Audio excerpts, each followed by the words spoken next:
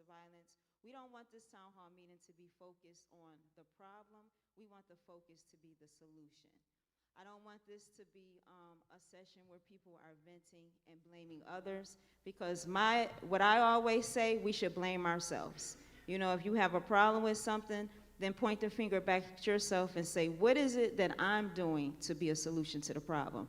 Do I make sure I talk to my children in my house? Do I talk to my neighbors? Do I talk to my family members? And then we know that that spreads on throughout to the community. Because at the end of the day, each one of us affects each other. Do y'all believe that? Yeah. Do y'all believe the principle of community, that if something happens to her or something happens to him, that eventually it can trickle back down to one of us? Do we believe that? And this is going to be interactive. I'm not the type of host that wants to do all the talking. I want us to all, we want to have a real conversation today. No one has been given a script. There is no script here. There is no lines being fed. I want you to feel comfortable with what you speak. We are being live streamed because we have people that are not able to make it but definitely want to tune in. My director of MVP, Mia Ayers-Gross, is supposed to be here, but she unfortunately has lost her aunt, and she's actually at the funeral service right now, so she won't be on the panel for us today. I have someone else that is coming in for that. But the reality of it is, and Mercedes, if that is you, the blue bag right there on that chair is for you. If you look right there to the left, yep, that's yours. So I just want us, as we move forward and we begin to start, to put your positive thinking caps on. Think positive. Some of us have had a long day. I know it's very hot outside. I know some of you are tired, you're exhausted. But what I want you to do is first just take a good deep breath. Can we do that, everybody? Just breathe in and exhale out and just relax. And realize that you are in a safe space. We want everybody to be positive. And yes, of course. And just realize that be respectful with all your comments and concerns. We want to make sure that any questions that you have, you write them out on the flashcards. We have pens provided. I believe Sister Macklin has passed out all of the cards. So at any given moment, if you have a thought, just raise your hand. I will make sure one of our MVP members will get you a card. You can actually come up to the panel, Mercedes, and write it down. They will bring the card up to me, and I will read out the question. You are allowed to ask any question you want to the panel. At a certain point, I will offer the microphone for people to speak. If you do have a comment that you want to say, just write it down. Write your name, and then I will call you to the mic. We want to be mindful of time to make sure that everybody's voice is heard. You will be limited to 3 minutes to speak. I am a person who follows a stopwatch, so I will have a buzzer. I will cut you off in the spirit of love. Do not feel like I am being disrespectful, but in the sense of the fact I want to make sure everybody has comments and can share. Is that fair? Is everybody okay with that? All right, remember, this is not a venting session. We are here to offer solutions. We are here to ask the panel questions as it relates to offering solutions, and also give them the opportunity to educate us and to inform us and to empower us on the solutions and things that are taking place. Is that good? Oh, come on. Y'all got to do better than that now. Come on. That's good. Thank you, brother. Got to have some crowd participation now. And I definitely want to thank the bishop of this house and First Lady, Bishop Badger and First Lady Badger. I know that they are here in the building. We want to thank you for offering your space for us. Yes, that is definitely something to clap for. We want to thank you for offering us your space in order for us to have this forum today. Before we get started, the panel, I would like to bring up a sister, and forgive me if I mispronounce your name, Nasira? Nasiera. She is going to, you can use the mic right there, sis. She is going to read a poem for us that she has written, and anything, you can introduce yourself and tell us the poem that you're going to just read for us. Sure. I'm facing you guys, or I'm facing this way? Whatever makes you feel comfortable. You can face the audiences.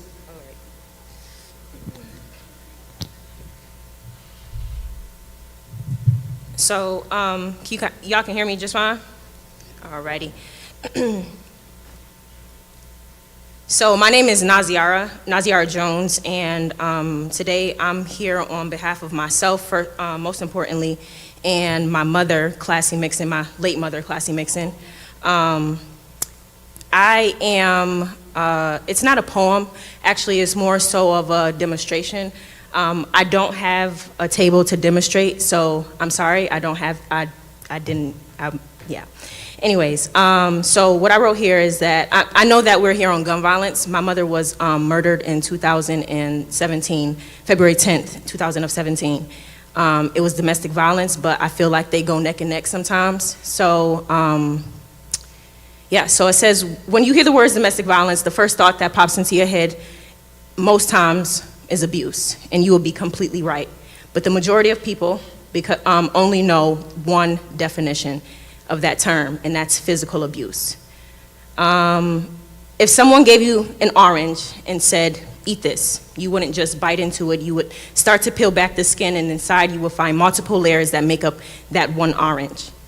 The orange is a representation of the word abuse, and all the layers in the inside are the different terms that make up the entire meaning to domestic violence.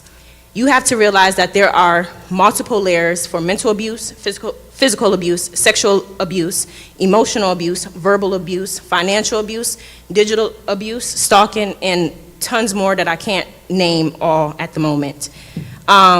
The skin of the orange is the representation of a person who has their guard up. The inside of that orange, the part you indulge in, is a representation of what they have been through. They felt in some way that they were able to trust you. That's how you got there. It was hard to get to that middle of that orange, but once you get to the middle, you have to understand that the work you put in was for your protection and the protection of that orange. Sometimes people are victims to more than one type of abuse. Sometimes people are victims to one type of abuse multiple times. If they allow you in, you should cherish that. A survivor of domestic violence will always remember what they've been through. They have to live with that forever. A victim of domestic violence story will leave a mark on their loved one's heart for them to grieve for a lifetime. Know the difference.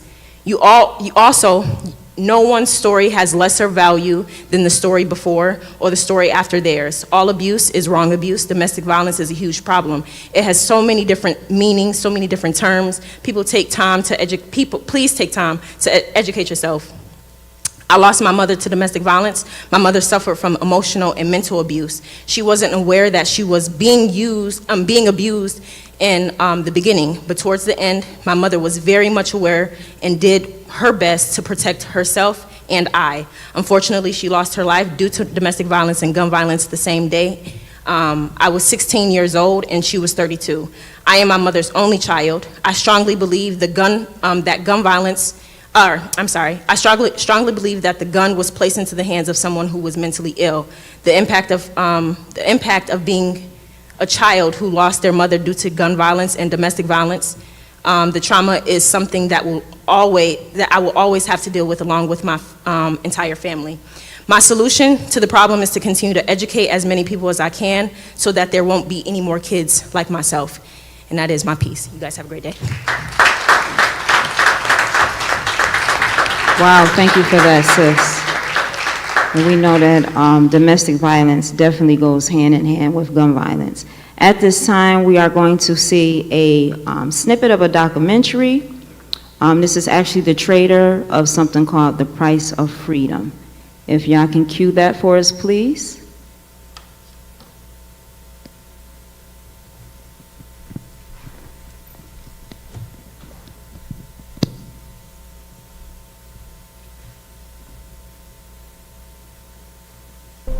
A vigilante and his gun brought terror this past weekend.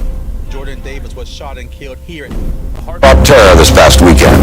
Jordan Davis was shot and killed here. A heartbreaking day in Florida, and sadly an all too familiar one.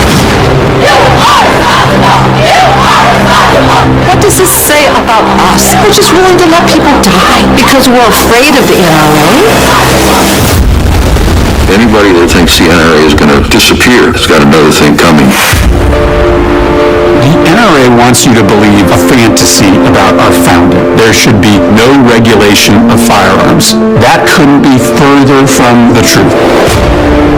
There were literally thousands of gun laws. Who could own a weapon and who couldn't? You had to register your weapons. It is absolutely clear that our founding fathers loved gun control.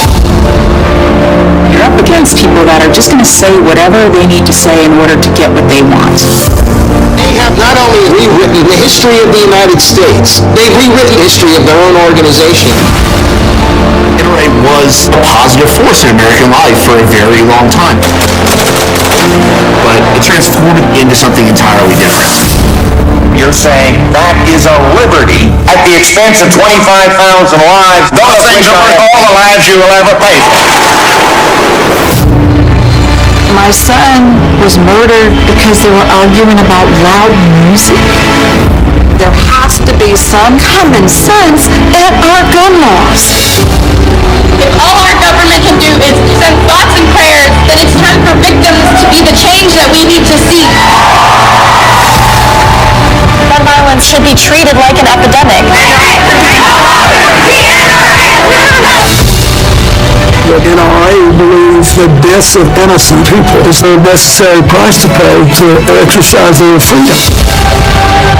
It's a very high price.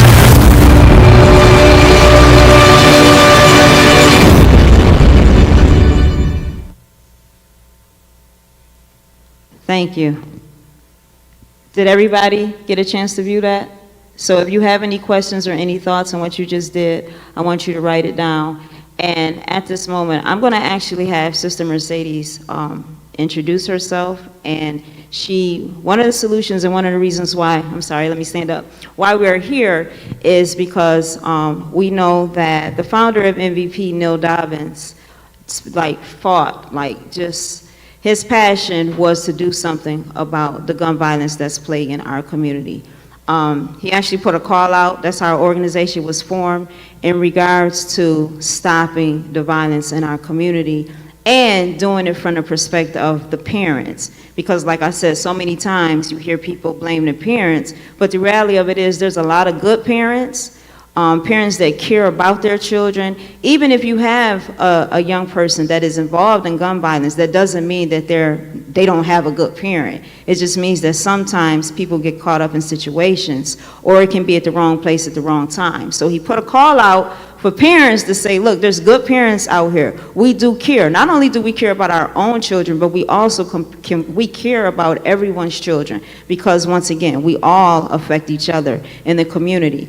And from working along with him, side by him, he came up with a solution, several solutions. One is just to get involved, and the question is always posed, where do the guns come from?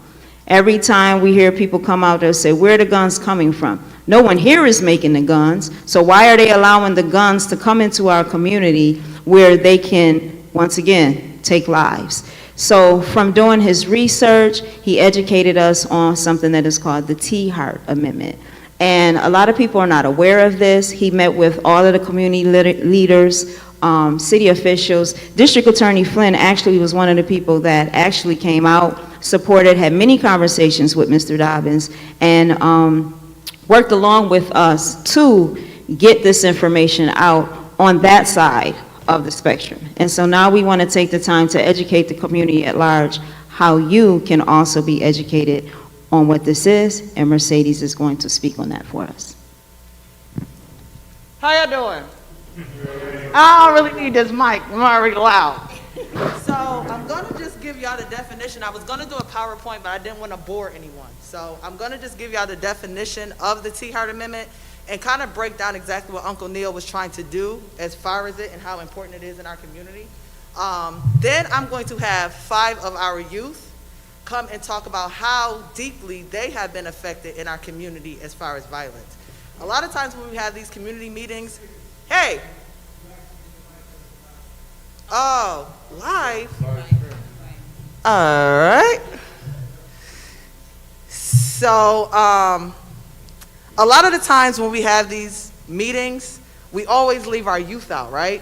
But they are actually the future generation. And if you've been paying attention to the gun violence in the city as of now, they're deeply being affected with it because they're the ones we're burying. They're the ones we're making GoFundMe pages for. So I decided to bring some of my youth here so you can actually hear from the horse's mouth how deeply they are affected, why they feel like they may need to carry a gun or not carry a gun, how they feel about it. So after we leave this meeting, those leaders that are here can actually take that so we can go to the next level. So the T. Hart Amendment is a provision of the U.S. Department of Justice that prohibits the National Trace Center of the ATF from releasing information from its firearms trace database to anyone other than law enforcement agencies or prosecutors in connection with a criminal investigation. This precludes gun trace data from being used in an academic research of gun use and crime. Additionally, the law blocks any data legally released from being admissible in civil suits against gun sellers or manufacturers. Okay. I said, come on now. Oh, okay. So, let's say, we're gonna say Ohio, right? Ohio's gun laws are way different from New York State. So, you as an Ohio resident can go and purchase 15 guns today, right? Within 48 hours, there is no longer a trace that you purchased those guns. Now those guns are now getting in the hands of our youth who are transporting them from Ohio to Buffalo, New York. Now we have guns on our streets. First of all, we can't count the guns because there's no trace after 48 hours that they even existed. That's a problem. So we don't even actually know how many guns are flooding our city streets. They're coming from, just in case anybody doesn't know, Ohio, Georgia, and Texas. Main top 3 places, okay? You hear about a high point gun, it's coming from Ohio, 9 times out of 10. The guns that jam, our youth know what I'm talking about. That's how deep it is. So now we have people getting gunned down in the streets. Let's just take the lad this summer. We've had a 3-year-old and a 17-year-old girl that had nothing to do with anything. That is our future generations. So what I want to do as far as just how when we have a fentanyl overdose, how that's a pandemic, how COVID is a pandemic, gun crimes and gun violence is a pandemic in the east side of Buffalo, the west side of Buffalo, the north side of Buffalo, the south side of Buffalo. You see what I'm saying? It's not talked about as such, but if it was put as a state of emergency where we can actually hold manufacturers accountable just like we hold the drug dealers accountable. Right. Now we're changing these guns. We're now holding them accountable. See, when you mess with their money, there's a problem with that. If we're making them liable like that, I guarantee it's gonna eventually down the line change. Right. We would need this passed, and if I'm not mistaken, Brother Davi, House and Congress, right? House and Congress would have to pass this, correct? The Congress and the Senate. The Congress and the Senate. I didn't want to give you guys false information. I'm not on my PowerPoint for those that's taking notes. So that's how important the T. Hart Amendment is. I decided I wanted to come here and inform the community. I'm actually glad now, Brother Mo, that it's live. So other people that are watching this can really understand how important this is. This isn't just, oh, we're marching and we're going to kumbaya. No, this is now going to help our future generations because that's who needs it. Those generations here, these 16 to 17-year-olds that are here, and the generations under them. If this is something that the community wants to do as far as what can we do to stop the gun violence, let's stop the control of the guns. We can't even at this point in time count how many guns are in our city. Our city is flooded with them, okay? We had a situation this weekend where 2 16-year-olds tried to rob an elderly man that was selling bikes on Best and Jefferson. We go to hawk him down because he's our elder. I'm 35. I try my hardest to bridge the gap between our elders and our youth. On top of that, I respect my elders because they paved the way for me to be able to stand here today. So that was something supposed to be checked. We couldn't even do anything. This boy had a .40 Glock on him with an extended clip and a fanny pack. Okay? Robbing a 70-year-old for a $200 bike. When they got to the bushes, he said to us, he said, I don't want to hurt anybody. I'm messed up. What you got to go? I don't want to shoot y'all. That's a problem. And he's 15 years old. 15-year-olds are getting guns. 15-year-olds are crossing state lines with guns.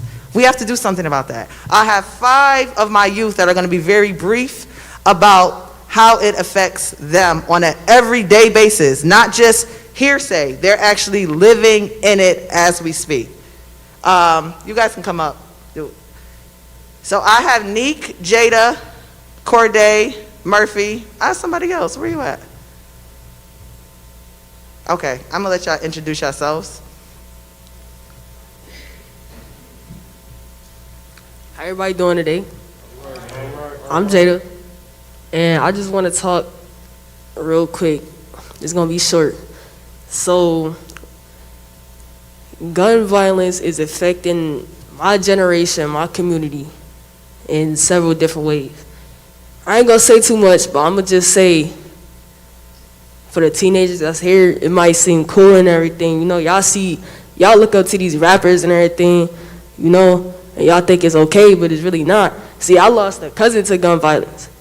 I lost a whole cousin, and that's not okay.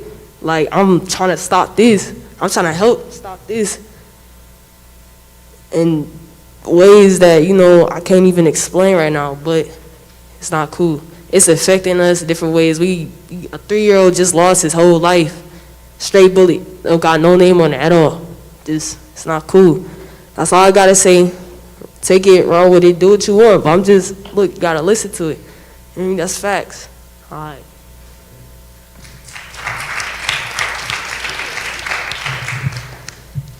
How y'all doing? My name is Corday Montanez. I just want to talk about how gun violence affects us, because when I think a couple years ago, some of my friends had to stop playing football because a coach got shot at a football game. And it affected us because a lot of my friends seen it happen. They seen the guy run after the coach after he shot him and run away. And my one friend had to quit right then and there. He left his equipment and lost his equipment at that game. And he had to go home, and he cried at home, he had told me, and his mom had to talk with my mom about it because it affected him because he never seen nothing like that, and he just wanted to play football.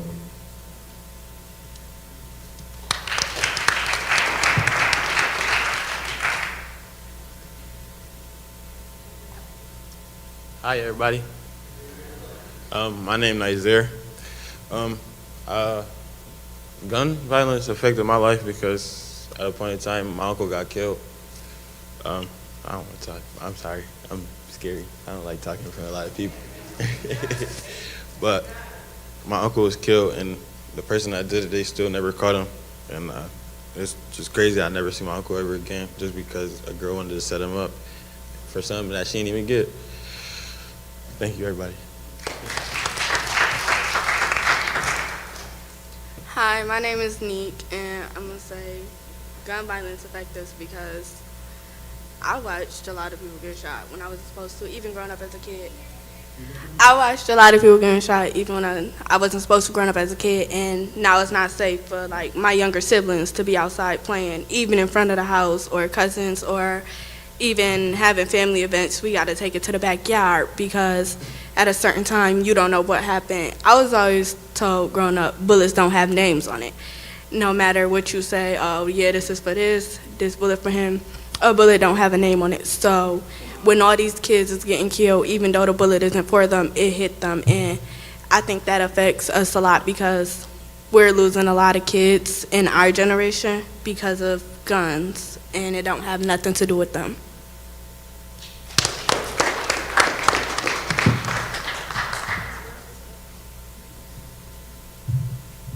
Hello, everybody. My name is Darnell Robertson, and I wanted to say gun violence affect me personally. How? Because I've been around it, and it's not the best feeling. Because every time I hear fireworks, I get PTSD and get scared. And I also have PTSD when I walk around cars with tinted windows, because I feel like they'll jump out the car and shoot me. And I also avoid certain streets, because it's a lot of things that go over there, and I'm just 16, tall, black, and I feel unsafe around there. And yeah, I've seen a couple friends die because of gun violence and being in gangs, and it's not cool. But I just want to say, I put it out the youth, because we more young, get dumb, and easily influenced to get into things.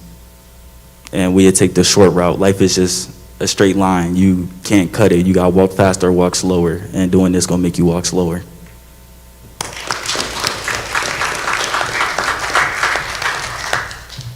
Hi everybody, my name is Murphy, and I would say like gun violence, like people like grow up into it, like they got older siblings or uncles and stuff, like they already like play with guns and stuff, so they see that and grow up and end up following right after their uncle path and stuff, like.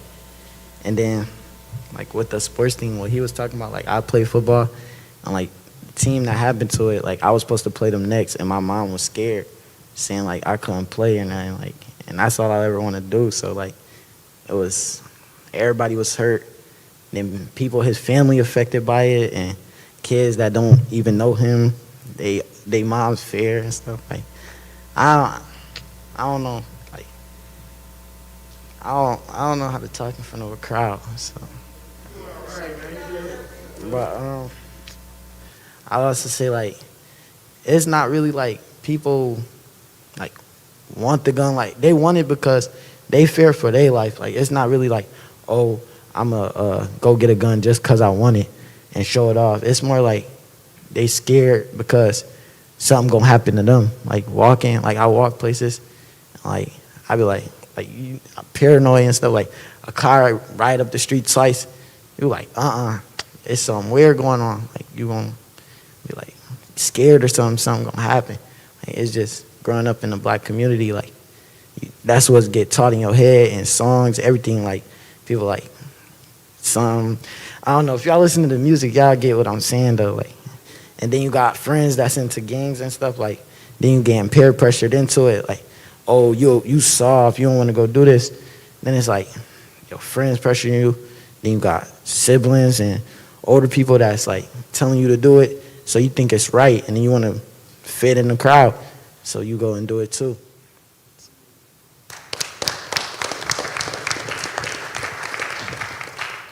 The youth that was speaking? That's all the youth that wanted to speak? Thank you. Let's give them a hand. You got to hear it right from the young people's mouths that are affected by it. And we're going to go right into our panel.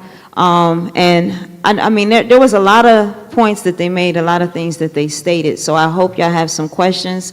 And if so, Lulu, you just raise your hand, or Sister Jackie, you can give your card to them, and or Linda as well. Anyone that has on a blue or orange MVP shirt will take your questions. Thank you, young people. Now I would ask if each of the panelists, starting with Minister David, if you can just introduce yourselves and what brought you out here today. You each have 3 minutes.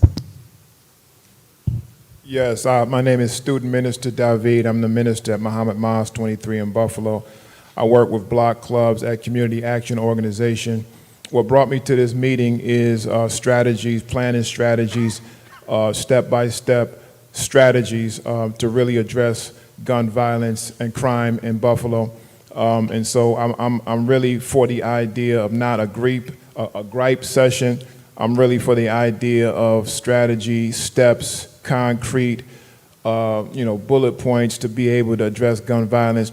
Hearing from our youth just now, we need to hear from them a whole lot more, because when I was a young boy, I felt like I had to carry a knife with me. A gun, was so far away from reality of thinking I could have a gun.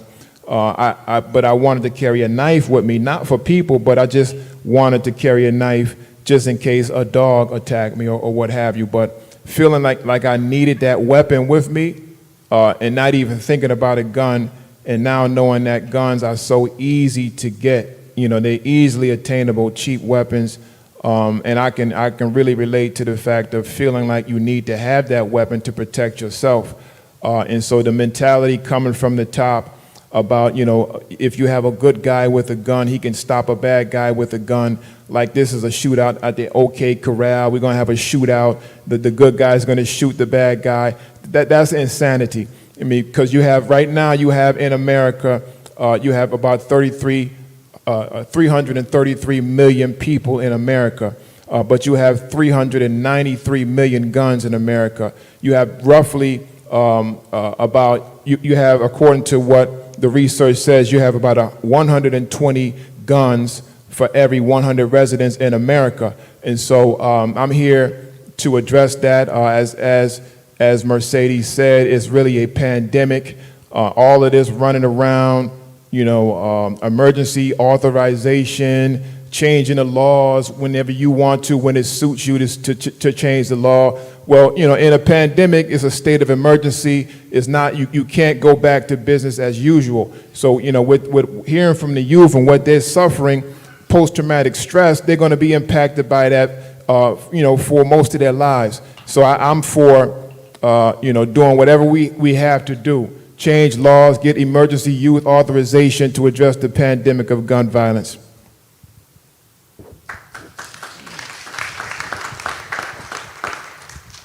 Good evening. My name is Mercedes Overstreet, and I'm really just here for the majority to actually know what our youth are going through. So now when we sit down at a table, we understand the emergency that it is in our community.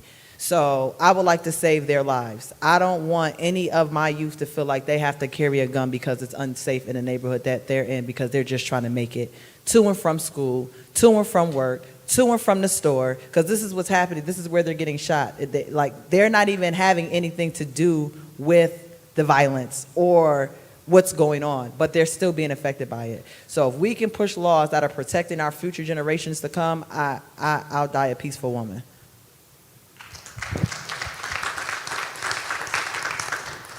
Hello, everyone. I greet you in the words of peace. Shalom, assalamu alaikum, alafia, hotep, and as always, race first. I am Minister Lyon Blyden. I am the president of the UNIA ACL Montgomery Boroughs Division of the UNIA ACL here in Buffalo, New York. I am also the Minister of Information for the worldwide government of the UNIA ACL. I came to this discussion, as a matter of fact, sister, I don't call her LaDacia, I call her Leo. She asked me, what will your topic be on? And it was easy. It takes a village to raise a child. When we look at each and every one of the problems that we have as a people, it starts with making sure our village is strong to raise our children correctly. I posed the question, is our village strong? The answer, sadly, is no.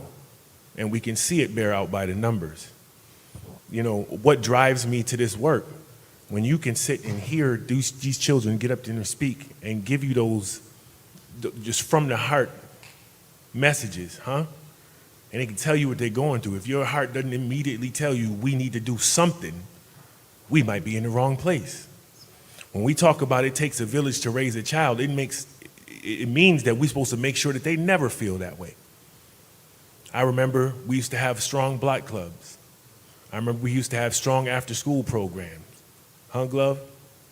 Remember when everybody had somewhere to go? If we take away the things for the children to do, what then left do they have to do? The young brother said he had PTSD. That's not a joke. He just knows well enough to express that that's exactly what he's going through. Military people, police officers, they see gunshots and people getting shot all the time, and they get treated for what? PTSD. And it's not even their mother getting shot. What the post say? What's the sister's name? Peace and love to you and your mother, Queen. It's not their little cousin getting shot. Yet they get treated for these things. Where is the treatment for our village? There's a sister named Dr. Joy DeGroy. She did a study called Post-Traumatic Slave Syndrome. And she talked about the traumas that our people have gone through since we've been here. Anybody who has gone through any trauma, as a matter of fact, she gives the example, and I'll close with this. She gives the example, if I was to step on a puppy right here in front of you, we all would be traumatized. There's nothing okay about that. Now, why is it okay for our babies to continuously see death? Until we address that problem, we're not serious. On top of that, the brother said that people can see their uncles and their elders playing with guns, and so then they are automatically drawn to that. So how come they don't see the uncles and the elders showing unity in the community on building things, industry, infrastructure for ourselves? My last quote, I just want you to look around the ceilings real quick and the walls. What do you see? You see the different flags of the different what? Nations of the world. When my children walk around and look around, what flag do they see for them? Until they see the village for them, when are they going to take it seriously? When are we going to take it seriously? That's why I'm here, and I'll close with that. Race first.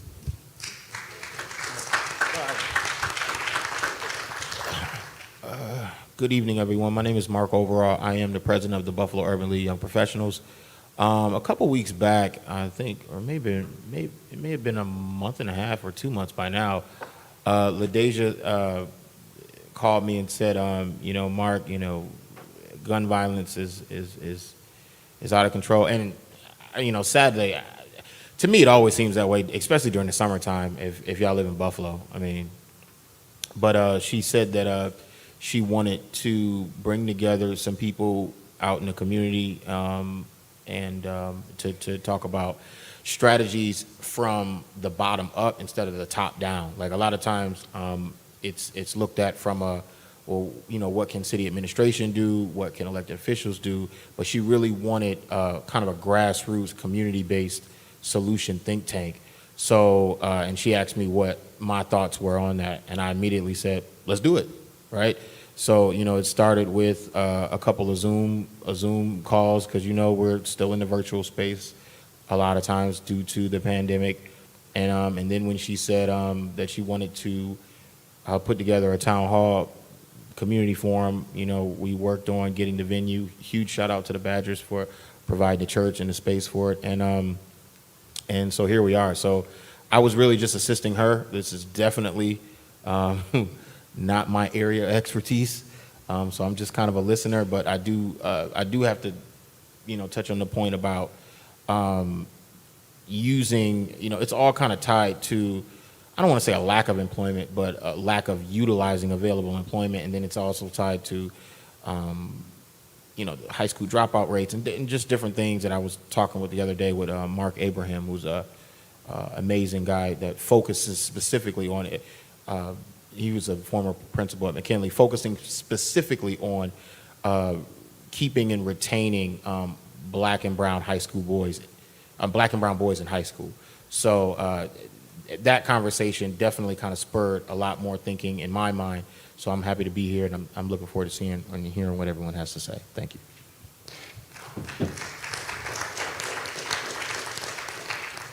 Does this mic work right here? Does it work now? There we go. Well, good evening, everyone. My name is John Flynn. I am the district attorney here of Erie County.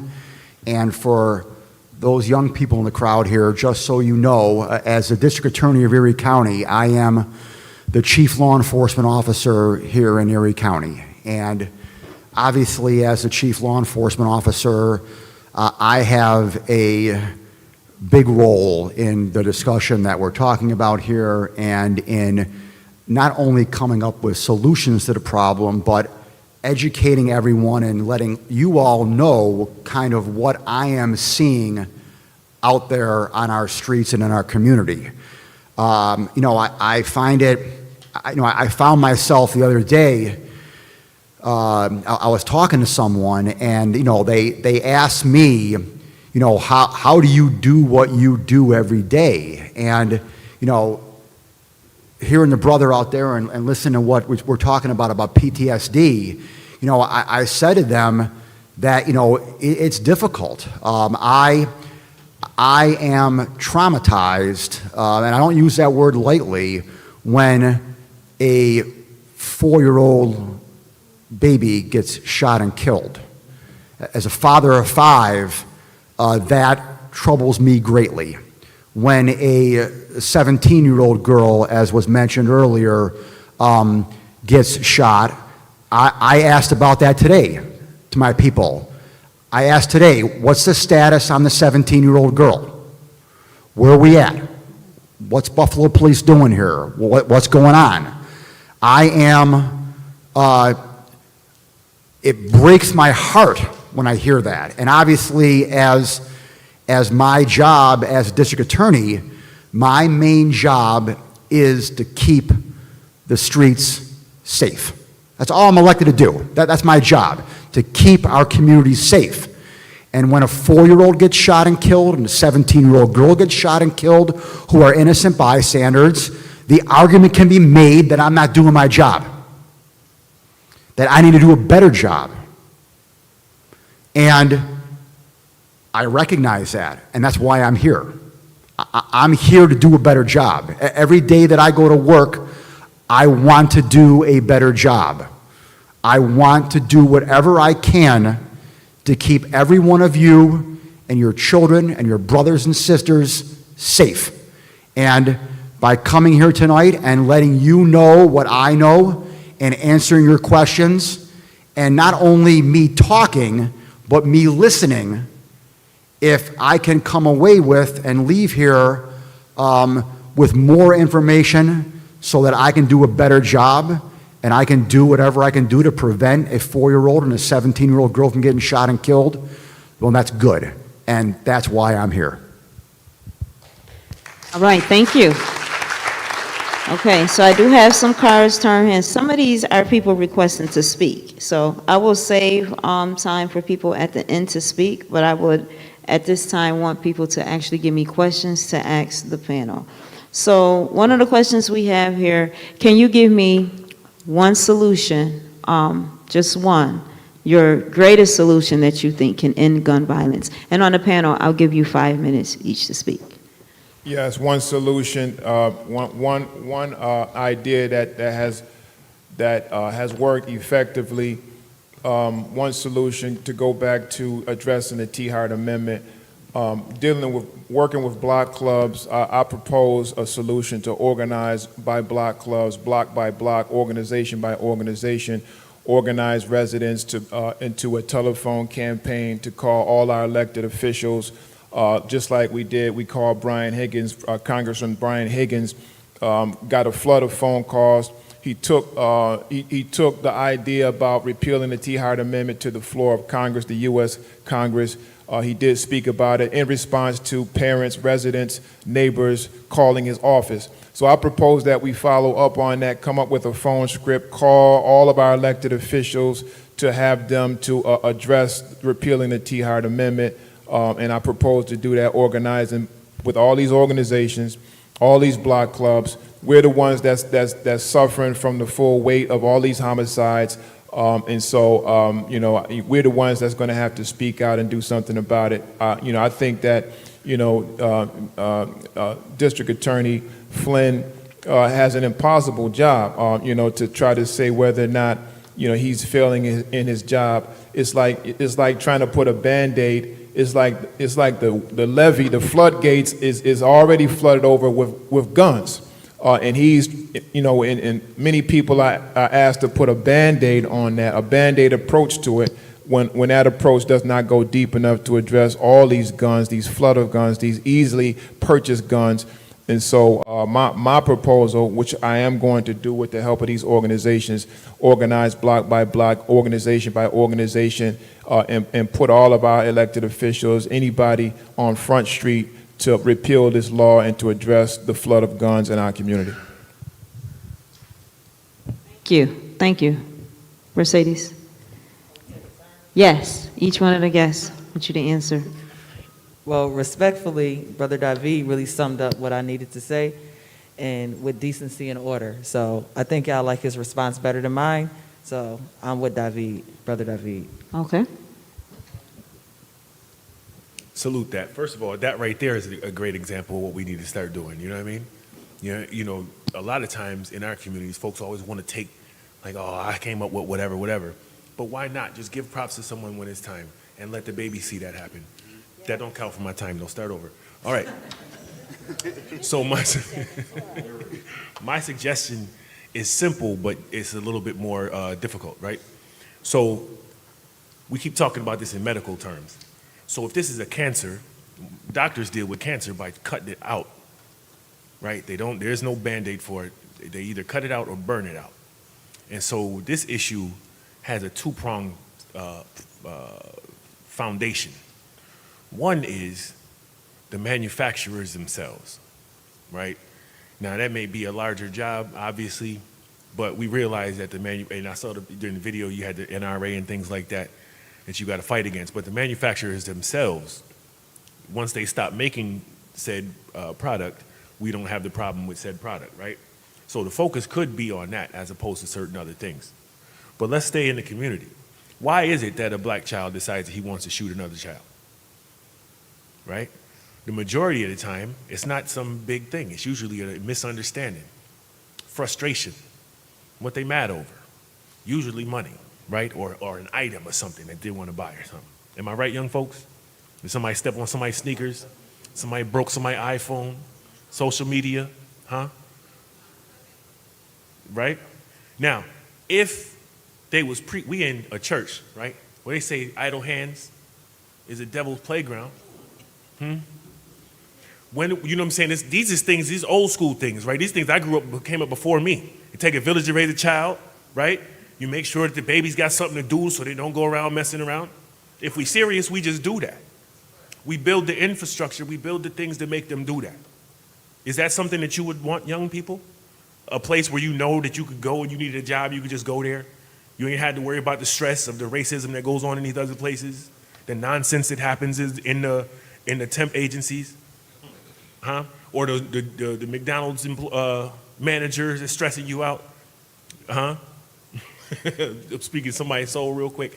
So listen, we have to build. My solution is we must build something for our children. It has to happen. There isn't much we can do hoping someone else can do for us. We must do for ourselves. I will end on that. One thing that somebody brought up the other day, just once again, from a policy standpoint, from a resource standpoint, there is back when I was in school, there were so many programs like DARE and ADR, Alternative Dispute Resolution. There were programs that were designed almost, it was like a tangent to the curriculum to deal with conflict resolution and positive decision making. A lot of those programs have been removed from Buffalo Public Schools. And the thing, I think that we should reinstitute those, and you have to do it probably around middle school to, maybe freshman, sophomore year in high school. Because remember, after 15, 16, you don't have to go to school. So a lot of people stop going to school. But if you can get them while they're young, like I said, I went to Bennett, I was a peer mediator, which means we had a room set up where if it was, now this wasn't for knockdown, drag out fights, but if there was a scuffle or a disagreement between two students that had not escalated at that point yet to either a serious physical altercation or anything involving a weapon, it may be a push or a shove and definitely arguing back and forth, as a alternative route to suspending those two students. And if both students agreed, they would send them to the ADR room, Alternative Dispute Resolution room, and peer mediators, I was one of them, these are students, would sit down, have one student on the left, one student on the right, and just say, hey, what caused this? And then they both would talk it out. Sometimes it would be, boy and a girl, two boys, two girls, and then they would have to sign something saying, hey, I participated in peer mediation, and as a alternative to not being suspended, I agree that this conflict is resolved. That was something that, that kind of started, as far as mediating conflict and going to law school, it was part of my whole journey. But the point is, that was a school resource that has been taken away. So reinstituting programs like that, I think would go a long way with our youth. D.A. Flynn. Thank you. I'm gonna stay in my lane. All right. I personally have issues with the T. Hart Amendment. I personally have strong beliefs in what we need to do with our youth and how to build up our community. But at the end of the day, I'm the district attorney. I'm not a congressman. I can't vote on any amendments in the federal government. I'm not the mayor of Buffalo. I have no control over the amount of money that go into housing programs, youth programs, economic development programs here in the city of Buffalo. I'm the district attorney, and I have a job to do and I have a role to play. And my role is to prosecute crimes that occur. And my other role is to do what I can to prevent those crimes from occurring in the first place. So when you ask me what's the one thing that I would do in my lane, my answer is that I would do what we're doing, continue to do what we're doing right now. And here's what I mean by that. I want to give you some good news. Obviously, we talked about the unfortunate death of a lot of people here and heard from many of our young folks here about, you know, their experiences. But in the context of that, obviously, let me throw a little light here out, and maybe we're moving in the right direction. We, in the city of Buffalo, the time of the year where the majority of homicides and gun shootings take place is in the summer months, okay? The period of July into August, all right? In 2017, let's take the month period between July 24th and August 23rd. So that month period, that 30-day period right there, July 24th to August 23rd, which is the heart of the busiest violence time in the history of the city of Buffalo, year after year. In 2017, we had 7 homicides during that period of time. In 2018, we had 9 homicides in that period of time, 1 month period of time. 2019, we had 8. 2020, we had 6. This year, in 2021, in that month window there, we only had 1. That is the best month in the history of the city of Buffalo, okay? And so, obviously, 1 is too many. But when someone asked me today, okay, why is that, District Attorney Flynn? Why have we gone down that much dramatically this summer? And my answer is that what we've been doing the past 2 months, I think, is working. And it all comes down to awareness. And it comes down to a two-front approach to this. On the one hand is the community getting back out on the streets after COVID. We've all been locked up for a year and a half. We've been isolated. We've been quarantined. We've been with masks on. We haven't been engaged in a year and a half during COVID. But now we are back to being, obviously we have a Delta variant here, but we are back to being engaged now. Bishop Badger and all the pastors in the city of Buffalo are back out on the streets. All the anti-violence groups are back out in the streets. MVP is full force back out on the streets now, okay? We're getting back out on the streets and helping and engaging in our community. And I strongly believe that has an impact. But that's just one part of the equation. The other part of the equation, I know a lot of people don't want to hear, but I'm telling you it works. The other part of the equation is me and law enforcement back out on the streets, okay? We are back out on the streets with my partners in the U.S. Attorney's Office here. They had a great idea about a Viper task force. We're getting back out on the streets and getting out there and getting guns off the street, getting the people who have guns off the street and engaging back in the community. This two-front effort of law enforcement engaging and doing their job and community groups and organizations doing their job and getting back out in the street, that two-front approach In my mind, I'm telling you, it works. And if the one thing you ask me that we can do, what we can do to make us better, is continue doing that, because I think that two-prong approach has had a dramatic decrease, and one of the reasons why we only had one homicide in that month period.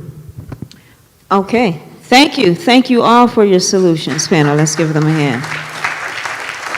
So, going right off from what you just said, District Attorney Flynn, this is one of the solutions that was posed by one of the members of the audience, and being that these are his solutions, I want you to speak on if any of these things are actually being done from your office. Creative ways to find illegal guns. 1, investigate via willing participants. B, positive image presented in media about gun violence from former victims of gun violence. Commercials, undercover stings, and paid informers to work as CIAs. Sort of like how law enforcement uses to buy I guess like drug dealers. Yeah. So you have informants that go under for buying drugs. Is there anything in the department that is doing that for guns? And Yeah. if you can speak on to any of the other Yeah, points. I can tell you all the above we engage in. All the above. There's not one of those items on that list that we do not engage in. The commercial aspect of it is not so much per se like commercials on TV, because you got to buy them and they're expensive. I don't have the money for that, okay? But we have the billboard campaigns. So we have billboard campaigns with our partners in Crime Stoppers to advertise in that way. Obviously, just ask the law firms out there, ask Celino and Barnes, billboards are cheaper than TV commercials. So we use the billboards, for that effect. But yes, all the above is the answer to that question. I'll elaborate. I don't want to take up too much time here, but I'll elaborate on one of them, which is, individuals who are caught with a weapon. Okay, this is by far the biggest dilemma that I have every day. Can you please tell us what the actual law is for that, for those that don't know? Okay, so if you are caught with an illegal handgun, and they're mainly handguns that we're seeing, okay? If you are caught with an illegal handgun in your possession being either on your physical person or in a vehicle that you are in, that is a crime called criminal possession of a weapon in the second degree. And that is a Class C violent felony in New York State. And what that Class C violent felony means is that charge carries with it a minimum 3.5 years in prison. Minimum. All right?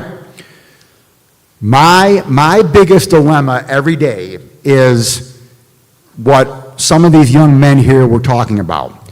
One of them gets caught with a gun. Okay? Now, the question is, what do I do about that now?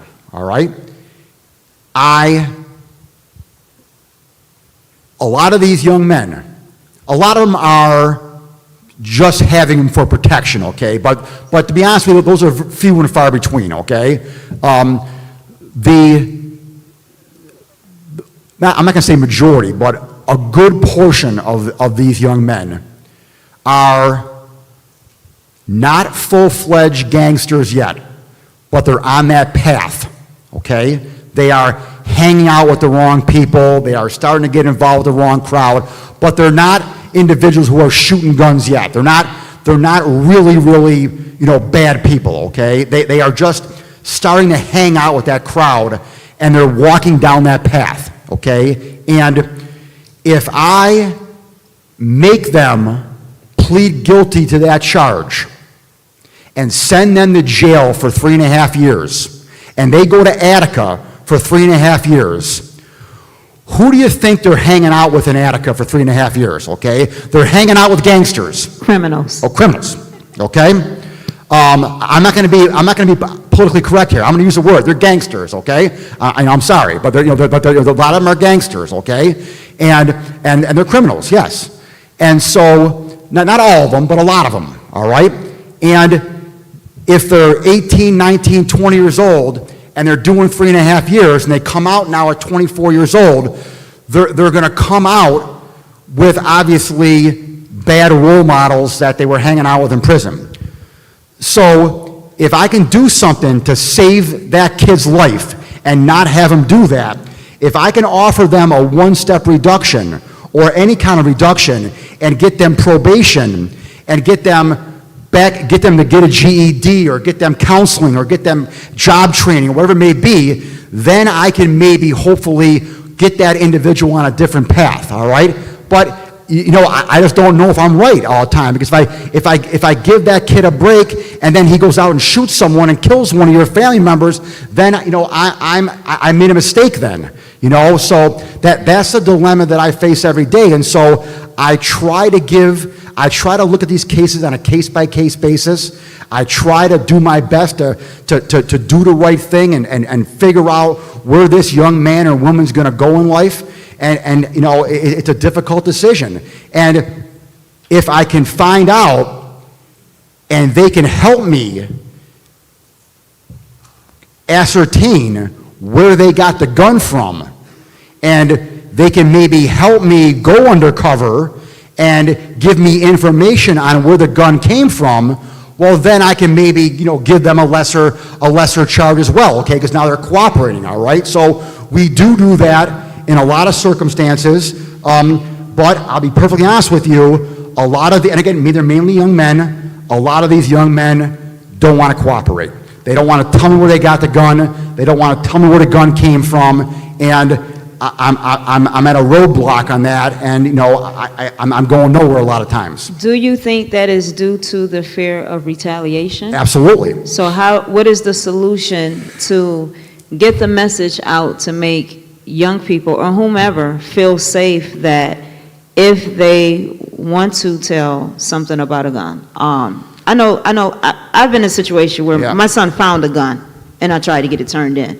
What is the solution that there is no retaliation? How do you make that person feel safe? There is no definitive solution to that problem. I can never look in a young man's eyes and tell him, you know what, if you help me out and you cooperate with me and tell me where you got that gun, and I give you only a misdemeanor now, all right, and I save you from a felony, I cannot honestly look in that young man's eyes and tell them, you know what, you're going to be safe, you're never going to get retaliated against. I'm not going to lie to you. There's no way for me to do that, okay? I obviously have the ability to move people and to keep them, I'm not, unlike my federal partners, all right, I'm not Goodfellas, okay? I can't move it to Arizona, all right? I don't have that kind of money or those resources, okay?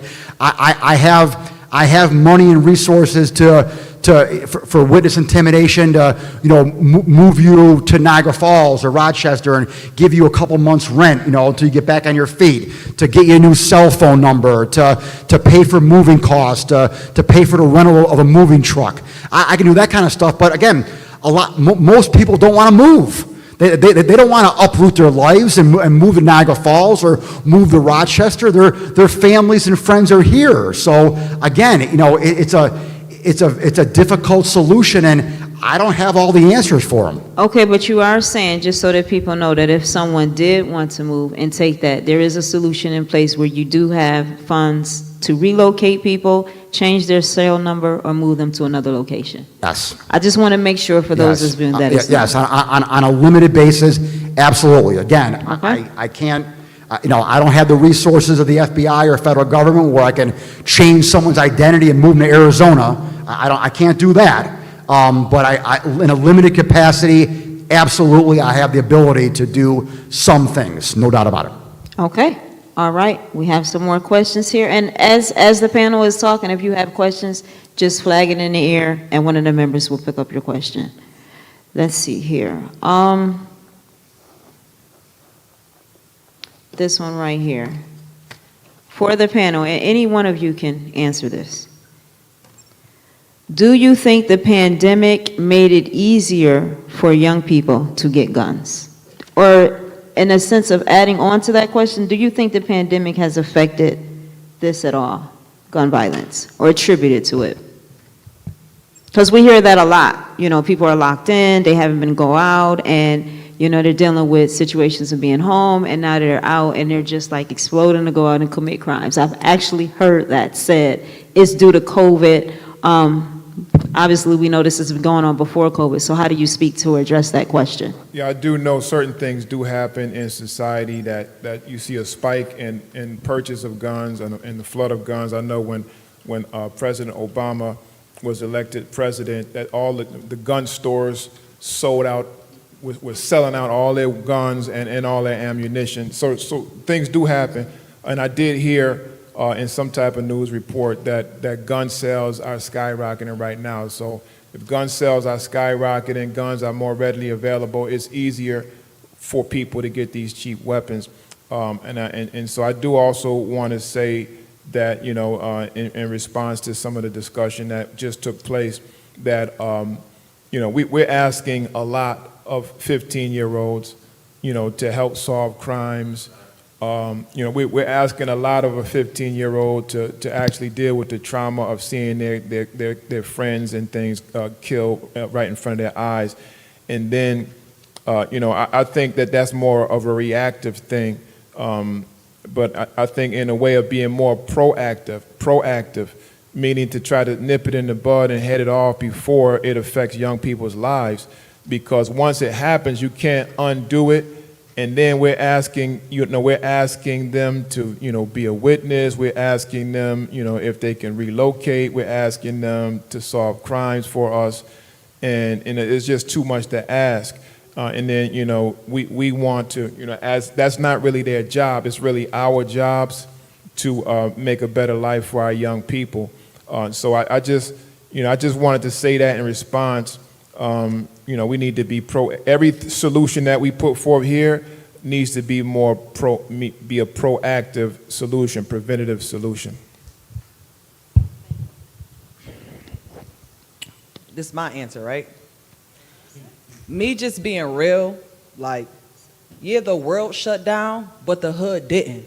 We were still outside. We were outside. Kids, raise your hands, you're outside, right? Okay. That's what I need y'all to see. So regardless of the statistics and the numbers that we have, when we watch the news and we watch certain things, the reality is they were still outside in the pandemic. So the pandemic didn't change the fact of how they were moving and grooving. Things opening up didn't matter, because whether it's open or not, they ain't got no money. So guess what? They're still outside. They're the ones bringing the guns, because they're still outside. So when we're actually talking about this, we have to remember we're talking about a community that's not affected by the majority of things that go on. They're not included in that number. They were still outside. And to piggyback as far as when we were talking about just people's personal feelings about certain things. When I step up on this here, I think about the majority over there. So Brother David had made a comment about a month ago at a community meeting where we were pushing the T-Hart Amendment. And he said, at this point in time, it's either you're with the lives of the children in the community or the money in pockets of the manufacturers. At this point in time, you got to pick a side. And it got to be the side of them kids that we keep looking at, that we keep wanting to save the day and be superhero and do certain things that their little child minds shouldn't even have to do, especially when majority of their minds aren't even fully developed until 25. So let's remember that when we're asking our children to do adult-like things. We're trying to prevent them from doing adult-like things, get these guns out, and make them feel safe. Telling isn't always making them feel safe, because guess what? They gotta live here. So that can't always be a solution. Like, what we need to do right now is figure out real solutions to these problems before we leave out this door.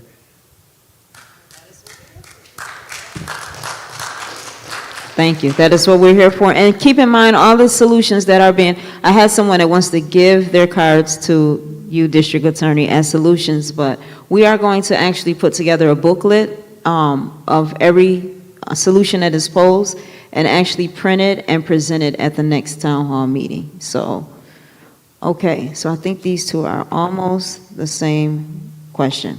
And this is posed to anyone. Do you believe that if schools or extracurricular programs or activities would teach about gun violence, that we can help the new generation solve this problem safely?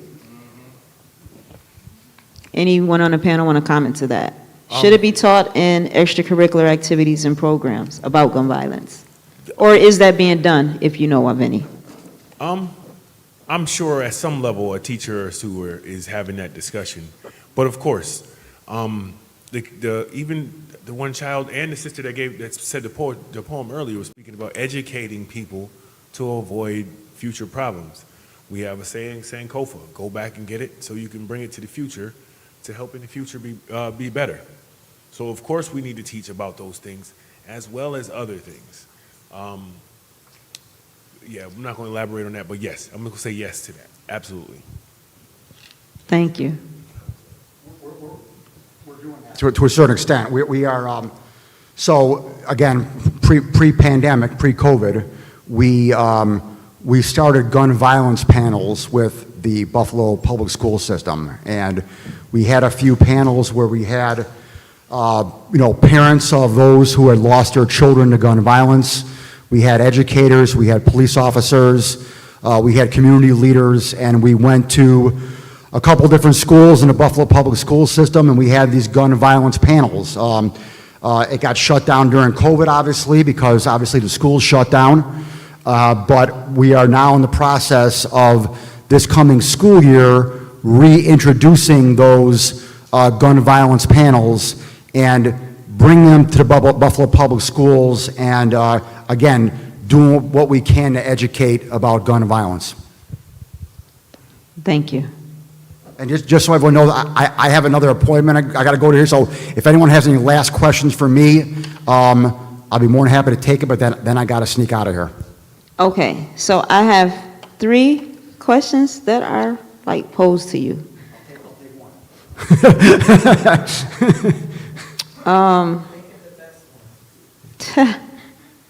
How about I just read all 3 real quick, Sure, and you just pick which one you want? Because 2 are sort of comments. This, I'm sure, is from a young person. Why do you feel as if it is appropriate to call them gangsters? Okay, I'm not going to talk. Okay. Why?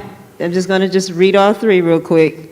Why hasn't the DA still met with the mother of Tierra Lott? She's waiting to hear from you. And do we have any programs that will give at-risk youth second chances and place them in job trainings with mentors? I'll answer the last one. The middle one, I mean, if I know. Any victim's mother, I have a woman in my office, Kim Rapp, that is her only job is to meet with and talk with victims of homicide violence. I assure you that Kim Rapp is available anytime to talk to anyone about that, so that one's easy. The first one, I'm not going to get into different language I'm here. sorry, there's just one more. This one is sort of important. And then what about the guns that the police have? How will we protect people from brutality with legal guns? If we got rid of What do you mean? If gun violence, we know that gun violence is a problem, let's say that it's solved. We get rid of illegal guns. Get rid of illegal guns? Get rid of Okay. illegal guns. Okay. Let's say that we decline it to where it's at its bare minimum. What about, how will you protect people from brutality with legal guns? Let's say a person Okay. has a legal, they got their permit, because we know a lot of people have gotten their gun permits, Yep. they have a legal gun, and they're still doing gun violence. Yeah, How do there's you- very few of them. I can tell you now. There are very, very few shootings that occur in Erie County that the weapon was a legal weapon. Very few. We happen to have, we adjudicated one yesterday where where a gentleman pled guilty to murder, where he used a legal shotgun and he killed a poor girl in a 7-Eleven store in Cheektowaga. That was a legal shotgun. those are few and far between. The overwhelming majority, well over 95% of the shootings and homicides that occur are done with illegal weapons, not legal weapons. So I don't think that would be a problem, okay? Let me just address the third question that you had there, which was Programs to give youth okay. So at risk. we just, my office with the Restorative Justice Coalition of Erie County just started a program, a three-part program for our youth, okay? And we picked low-level, nonviolent offenders, all right? Mainly young men who were charged and arrested for stealing cars, okay, or breaking in cars, all right? And what we did was we had about 5 or 6 of these young men, and we put them through a 3-point program where we got them with not only law enforcement, but we got them with community leaders, we got them with educators, we tried to find out what their needs were. One of these poor kids who got arrested for a car theft was homeless, and he was breaking into vehicles to sleep in a car, okay? So we got these kids in this restorative justice program. Every one of these young men went through this 3-part program, and when they completed that program, I dismissed their charges, and they were gone, okay? And so they never have any charges at all. They have no criminal record. I dismissed the charges, and that program right there is one of many programs that we have here in Buffalo and Erie County where we try to identify those young men and women who get caught in the criminal justice system and don't deserve to go to jail, deserve help, and they get the help that they need. Okay. And I'm going to do what I was asked. So these cards are going to be given to you. I did, the person who gave this, Mr. Harris, I did take a picture of it. So I do have your solutions, and they want you to take this as well and implement them. For the rest of the panel, next question is, what can we do as a community to help young men in the streets come together as one? Thank you, District Attorney. Yes, anyone can answer. I personally feel like a lot of us are already doing that. It just needs to be more. Again, Lion spoke on the village, right? So when I moved up here in 2000, I was 13, about to be 14. I was a rape victim, and I was carrying a gun. I had just moved here from South Jamaica, Queens. This church right here saved my life. I probably wouldn't even be the person that I am today. That no one in this church was related to me. I was in foster care, okay? I was bad as ever. I was fighting. I was carrying a gun. I was selling drugs. I was 14, okay? I was 14. I had people that were not connected to me that had the love for the community and the community's people to keep a covering over me. Again, Lion said that it takes a village. Again, we can't expect those that aren't in the heart of this to even really understand per se what I'm saying right now. You get what I'm saying? So you can't even fault them because they can't relate to what they don't understand. So for my youth, y'all feel what I'm saying to y'all? Okay. Just know that there are a bunch of us. So Carlonda's one of them. That was a panel question that somebody else asked? Like, you didn't ask that question to the panel. No. That was a because I'm about to use you, that's why. So me and Carlonda have actually been in the heart of the hood mediating murder beefs. Real murder beefs. Like, we know these kids. We know this is something petty. And before this blood is shed, we're going to the heart of the hood. We need more people to go to the heart of the hood. Out the doors, out your comfort zone. If we all believe that God keeps a covering over us, he got us when we go out there. And we go out there, and we've been doing it for years. Whether we're with Snug or not, whether we're with Peacemakers, MVP, Mad Dads, all of that, when we take these shirts off, guess what we all got? This, in this community. So we have to be responsible for saving y'all the best way we can. So when we know what's going on, we let each other know what's going on. Because we have to police our own community first to prevent our community from being criminalized. That's my answer to that. And we're actually working on what's going to be called the RIP technique, resolve issues peacefully. Because I know most of us, when we hear RIP, we think of rest in peace. But if we resolve issues peacefully, nobody has to rest in peace due to an illegal gun. So what that means is you got to go to the target, to the person what it is, which means hitting the block. A lot of times we expect people to come to us, like we're here, coming us to hear the solutions, but the people who are actually in the midst of it are right there in the block. And y'all see them. They sitting down the street on the porch, having a good time, having house parties. When you see that, you say, I know something gonna jump off today. But what do? You go in the house and you sit and you wait till you hear some shots fired to call the police. But if you were taking the time to actually talk to the people at that house before they had that party, now you would know it's gonna be a party. But when you see something, you can go and say, listen, y'all know it's getting too much here. You don't want the police to be called. And see, that's how you directly intervene. You can't intervene with people that you don't really know, or they don't know you as a person that they can trust. People trust people that they see doing the work and that operate genuinely from their heart. A lot of people are just living in fear. That's the reality of it. People are scared. People scared to talk to their own next door neighbor. And if you can just talk to your next door neighbor, you would be intervening and preventing something. So resolve issues peacefully. I believe that all violence, regardless if it's domestic, child abuse, gun violence, or any, it starts from our mouths. It always starts from words. Typically, somebody say something, they say something to another person that might feel disrespected or hurt by what they said, and then they respond. Now you have an argument going back and forth. How many of us have been outside, been in the store, been anywhere, and witnessed somebody arguing? Right? We all have witnessed an argument. Rather it's between a male and a female, a male and a male, or two females. If you out in a party, at a function, you hear people having words, what do? Most of the time people mind their business, right? Don't we say that? That's not my business. If you even try, if I'm with somebody and I see somebody arguing, I'm going to intervene. People will be like, don't you get involved. Girl, don't you say something. They're going to tell you off, or they're going to do something to you. But see, this is why things keep going on. Because people at times they want somebody to intervene. When I see a young man hollering and being disrespectful to a female, and you outside or you in a car, I'm going to say, yo, is everything all right? Y'all good?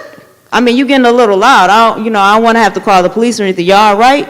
Because you sound like some, oh, no, we good. That female looked like, thank God somebody said something, because he might have punched her or slapped her in the face. See, when somebody knows that there's somebody around to intervene, you know what they do? They either stop or they have to change their location. Imagine if everybody on your street, when they seen something going on, they intervene. Imagine if the drug boys selling the drugs knew that every single time I come out to make a sale, somebody gonna call the cops, somebody gonna say something. You bringing heat to their door, you know what they gonna do? They gonna shut that house down and move. But if we continue to live in fear and not say anything, then you cannot open up your mouth to complain about the problem, because you are not being a part of the solution. You have to take it, start right where it is, where you see it. Never be afraid to intervene in something. I believe God, we know God cover us. I don't walk in fear of nothing, because I know who I work for. I work off of the Spirit of God, and He protects me in anything that I do. I've never been disrespected or called out of my name by anybody I've ever approached in the street.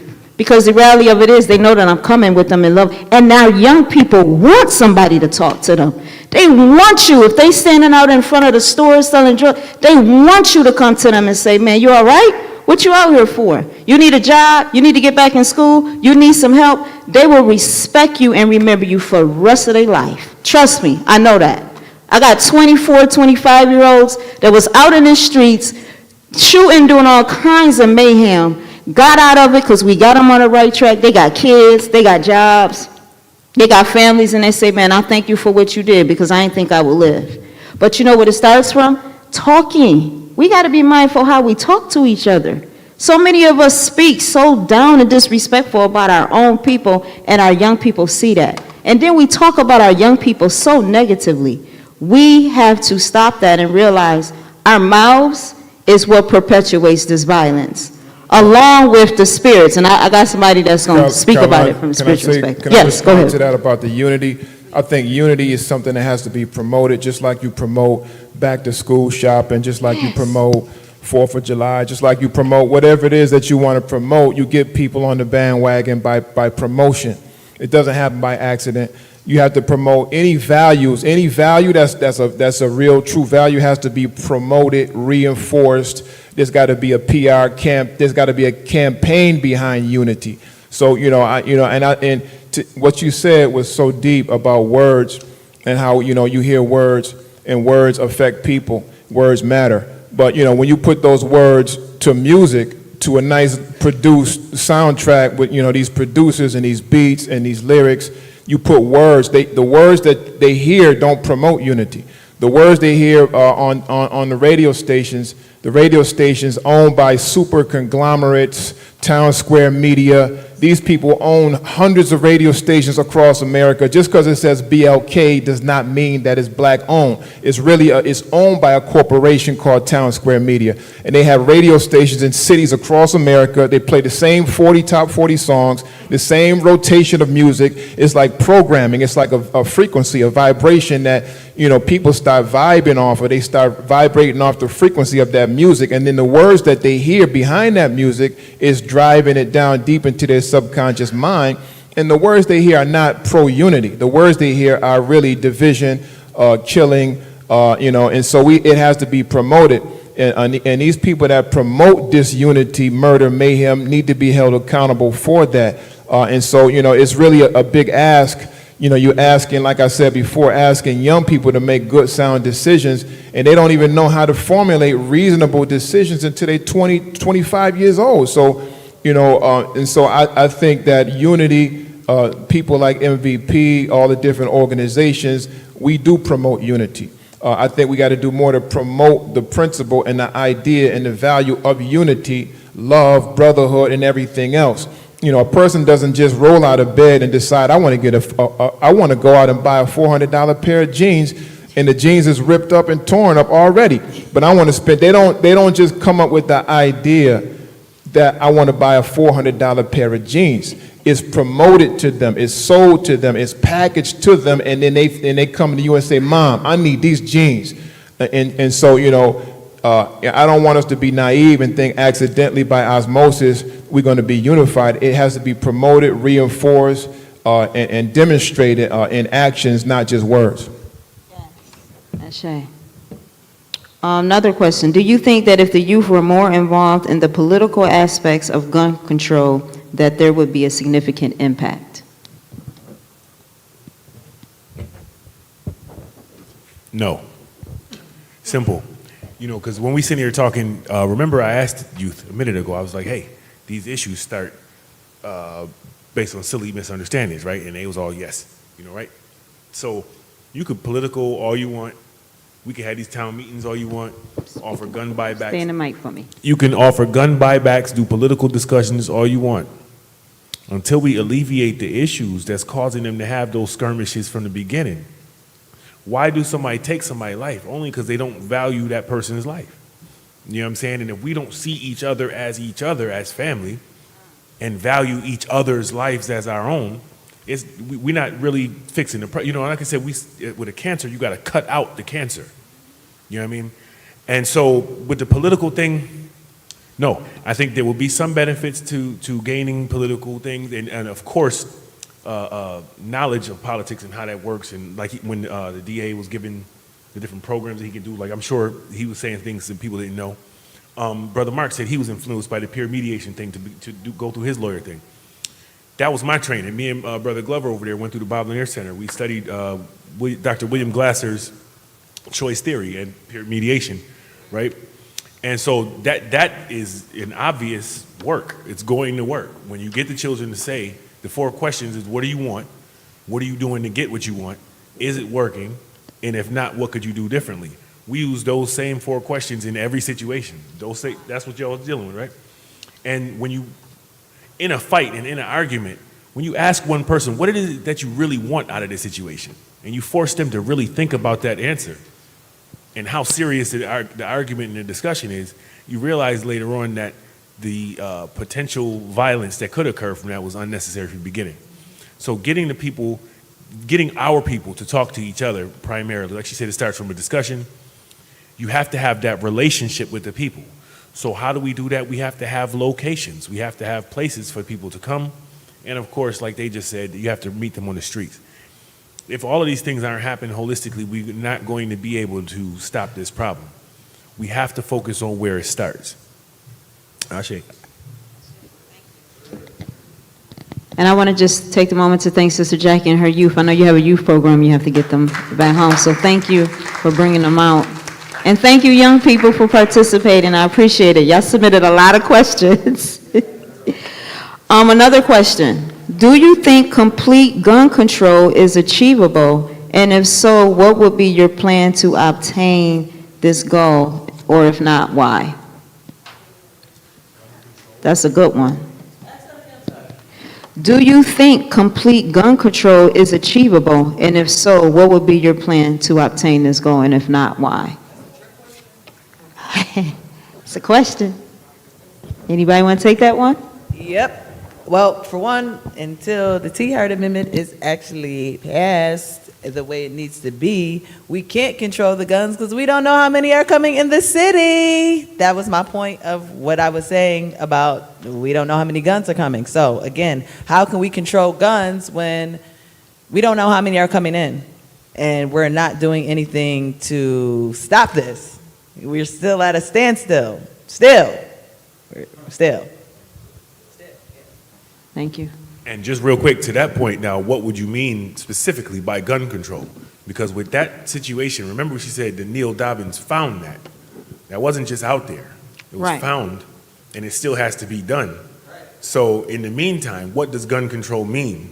I'm not sure whoever asked that question, but are we talking about more police presence, really, again? Or are we talking about finding a way that we can teach our children about gun safety, gun laws, and gun responsibility? Good point. I'm going to ask another question, and just so you know, we do plan to be out of here by 8, no later than 8 o'clock. So in about 5 minutes or so, those who wanted to speak, I'm going to give them 3 minutes to speak, and we'll close out on that. Next question. What more can we do as young adults to better our community? And is there anything that our city can offer us, like programs for young fathers and mothers that are trying to get out of the streets? If you know any of this, and I know you might can speak to this, Mark, please speak on that.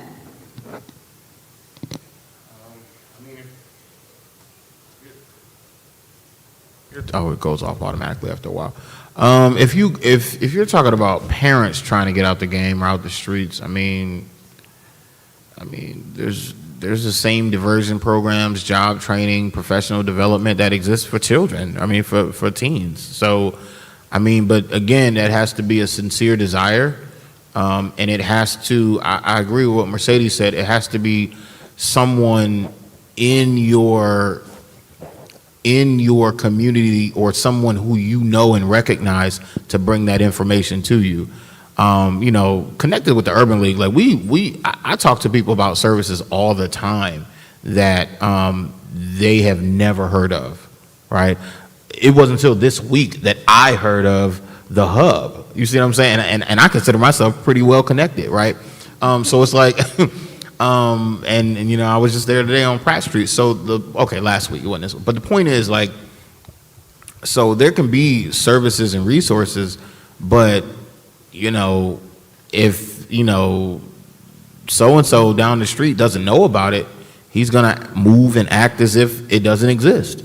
So definitely more targeted outreach toward affected areas is needed in order to get those programs and resources disseminated and dispersed to people that are trying to get out the game. And keep in mind, I know a lot of reform, and I'm sure everybody on this panel could say, especially Brother DeVee, I know a lot of reformed,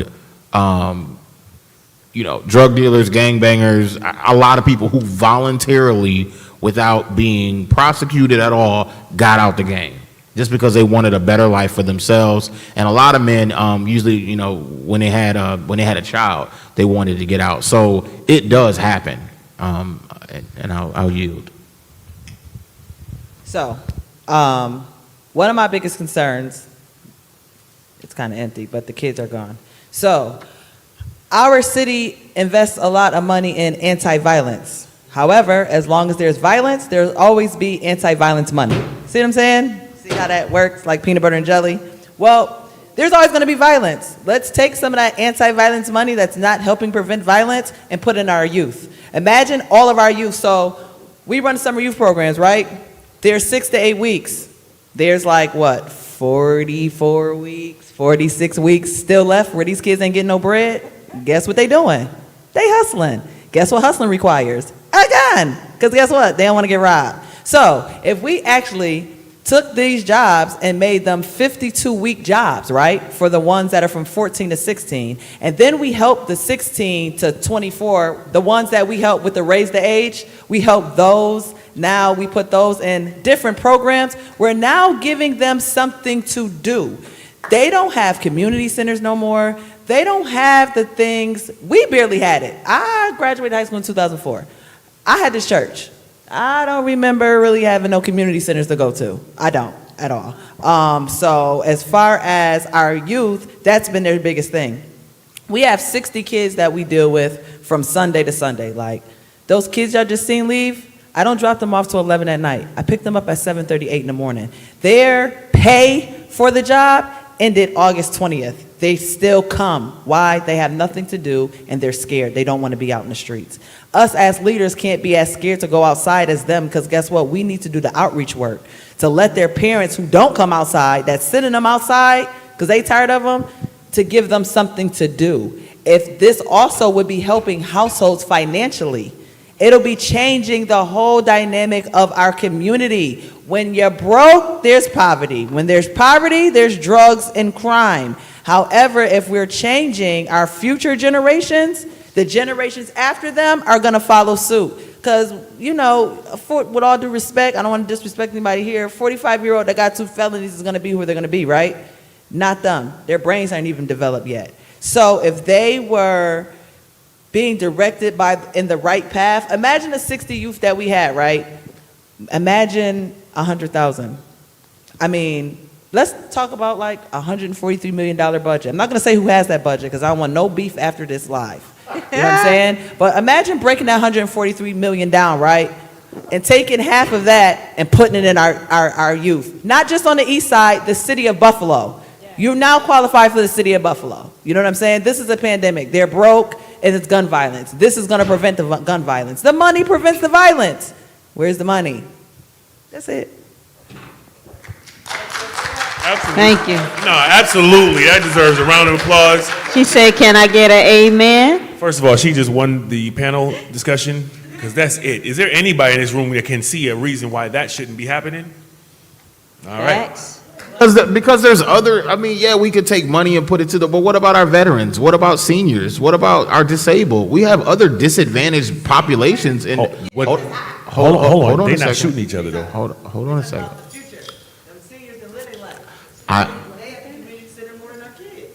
I'm not saying we do not have to focus on our youth. We absolutely do. But I also have to acknowledge I have to acknowledge the many, many programs that currently exist that keep people out of the criminal justice system, out of the streets, that are not being properly utilized by the very people that they're supposed to be serving. So,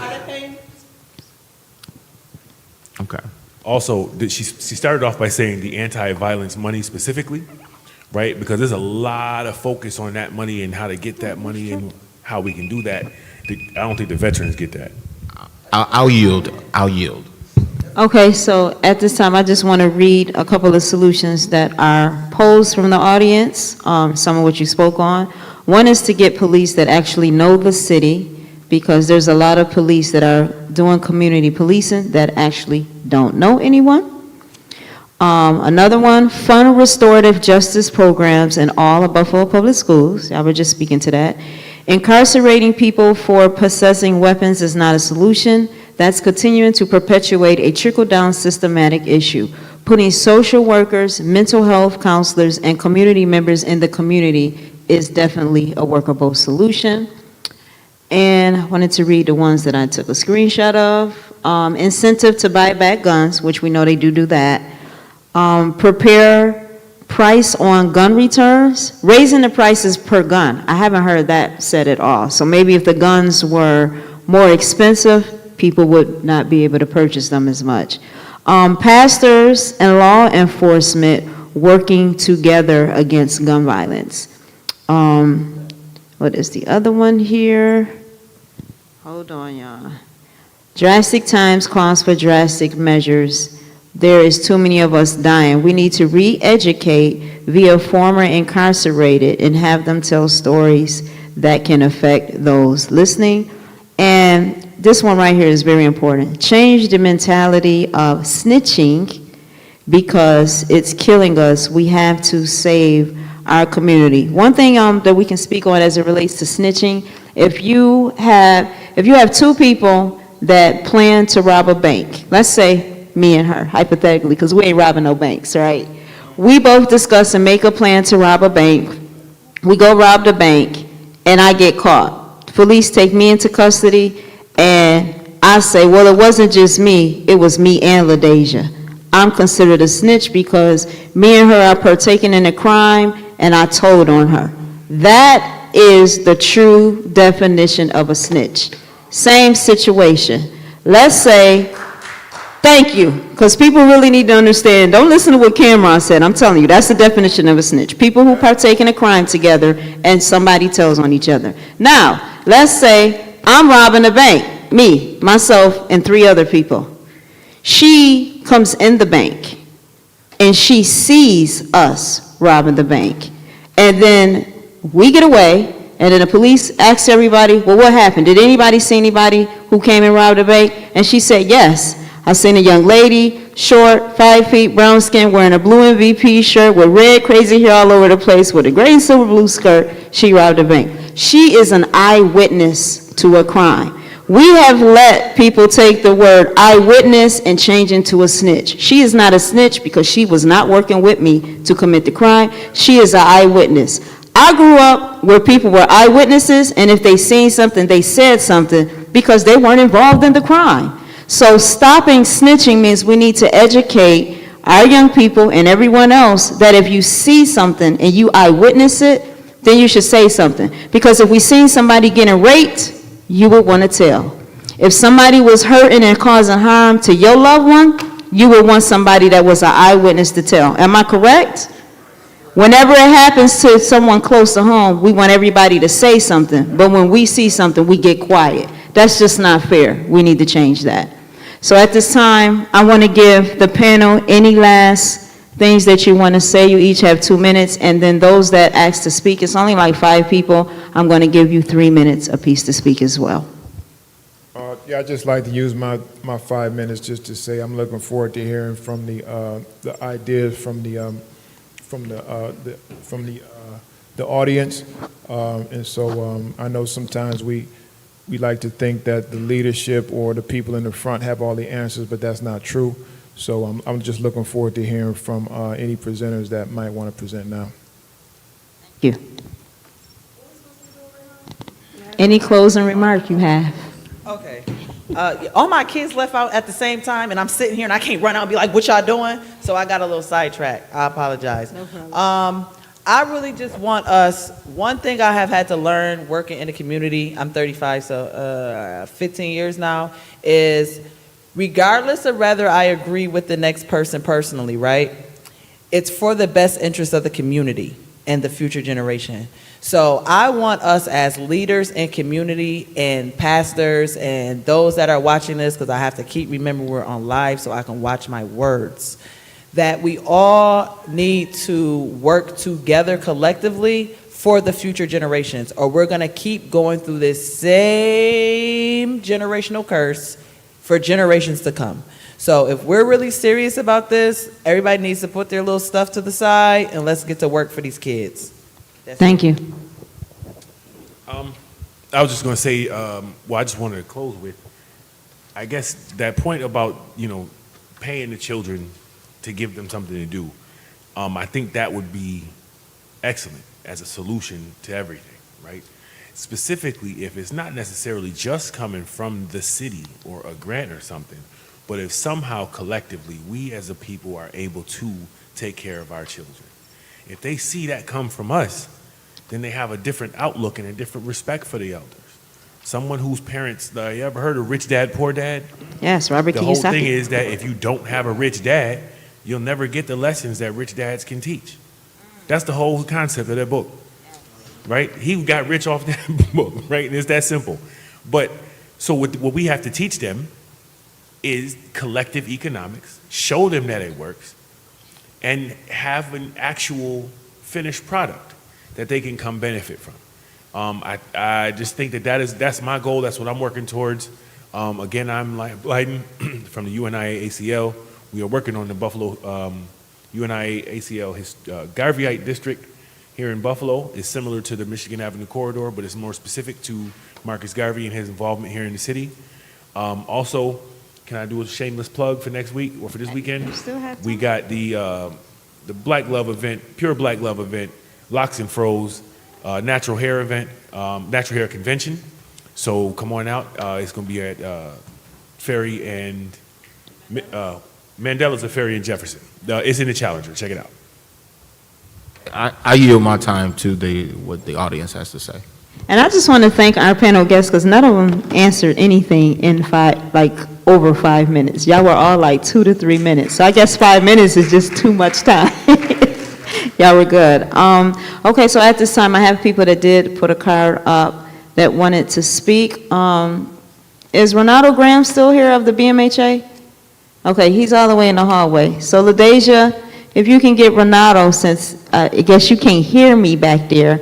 At this time, I do see my sister Karima Morris is in. I gotta acknowledge you because she is ahead of Bury the Violence, which is just stand up so everybody knows who you are. This sister has been very phenomenal with finding missing children in the city of Buffalo. When someone comes up missing and people post it, a lot of times people share it, she actively goes out and does something to help find the young people, as well as dealing with burials, helping people with that, all on her own. Sis, I don't want you to go anywhere because I believe you wanted to speak.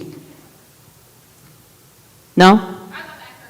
Okay, no problem. So I just want to applaud her because she's someone that is definitely a part of the solution, actively working. And I just don't think she gets enough recognition for the hard work and effort that she puts in and the organization that she does. So I just wanted to publicly thank you and let people watching know that you are doing the work. All right, so I also want to take the time to thank our vendors here and give you the opportunity to speak. I know you personally had something that you wanted to say, so I want you to speak, and then I want the lady next to you, you can talk about your organization that you have here, and then pass it down to them, and then by then, I believe Renato will be back in. Thank you, and I'm going to be watching your clock, too. Okay, cool. So really quick, my name is Sherelle Mason. I'm the Director of Community Engagement with BSOF, Behavioral Health. Prior to this, I was in higher education, specializing in BIPOC students, black students, the retention and graduation of those students. There's a lot of solutions that could be made and a lot of things that, go into gun violence and all of that. But I think the crux of it is lack of resources and opportunities. Kind of giving these young people a better quality of life. I think they're a lot wiser than we give them credit for. I feel like prior to me stepping into getting a master's and a PhD and all that stuff, I was called a thug or less than smart by a homeroom teacher. So it wasn't until I had other folks intervene, because my village was a mom that was alcohol addicted. I never met my father, so I had to create my own village.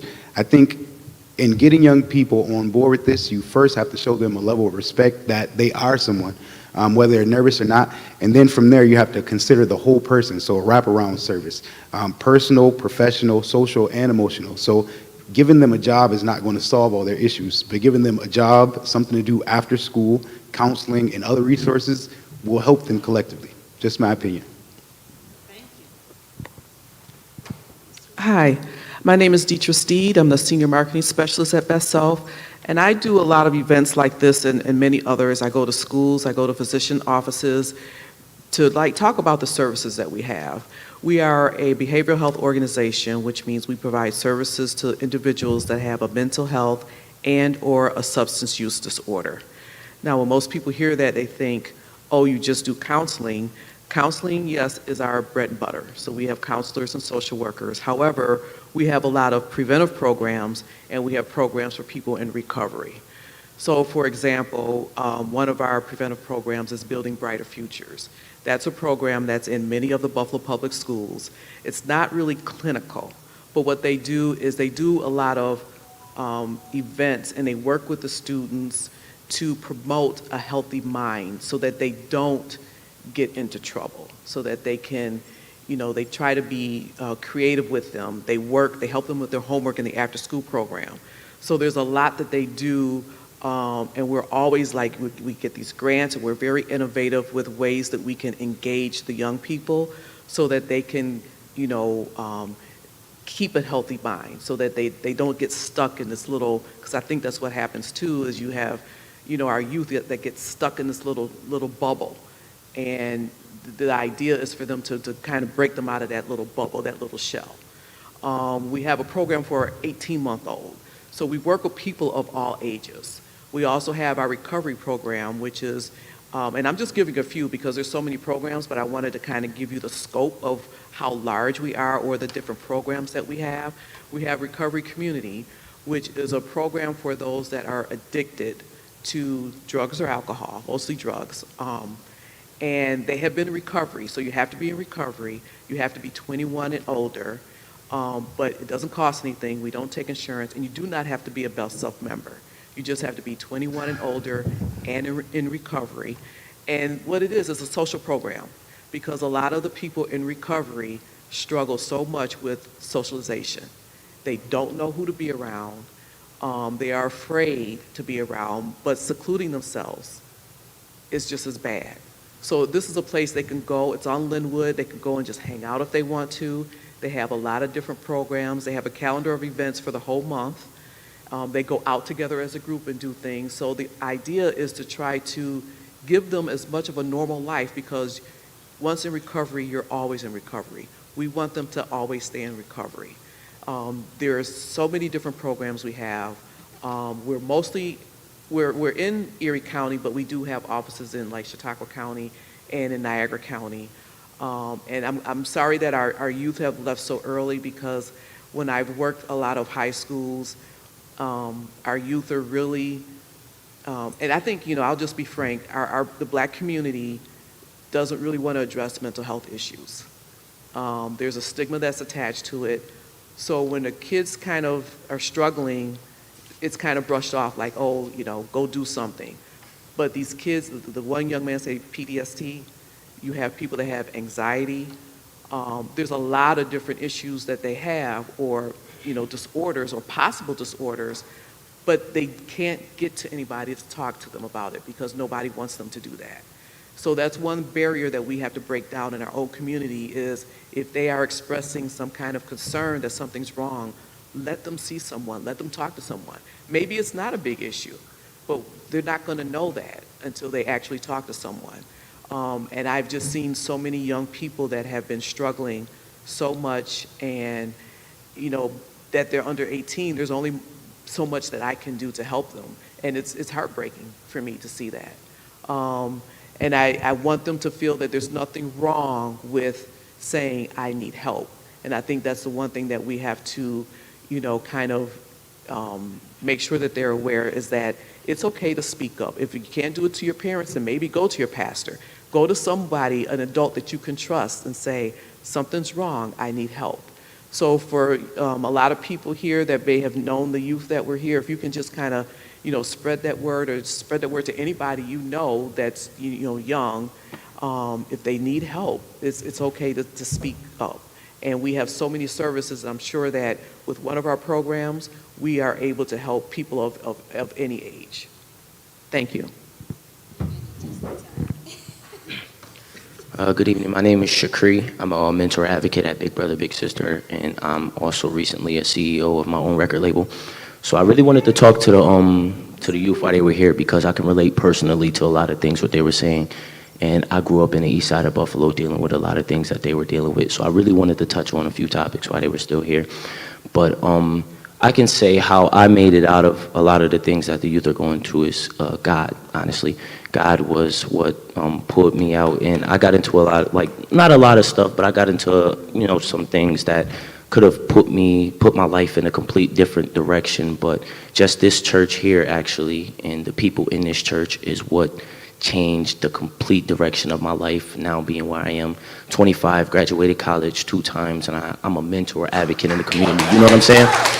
So God is what really brought me to where I am, and I really wanted to, you know, transfer that to these kids, but they left early.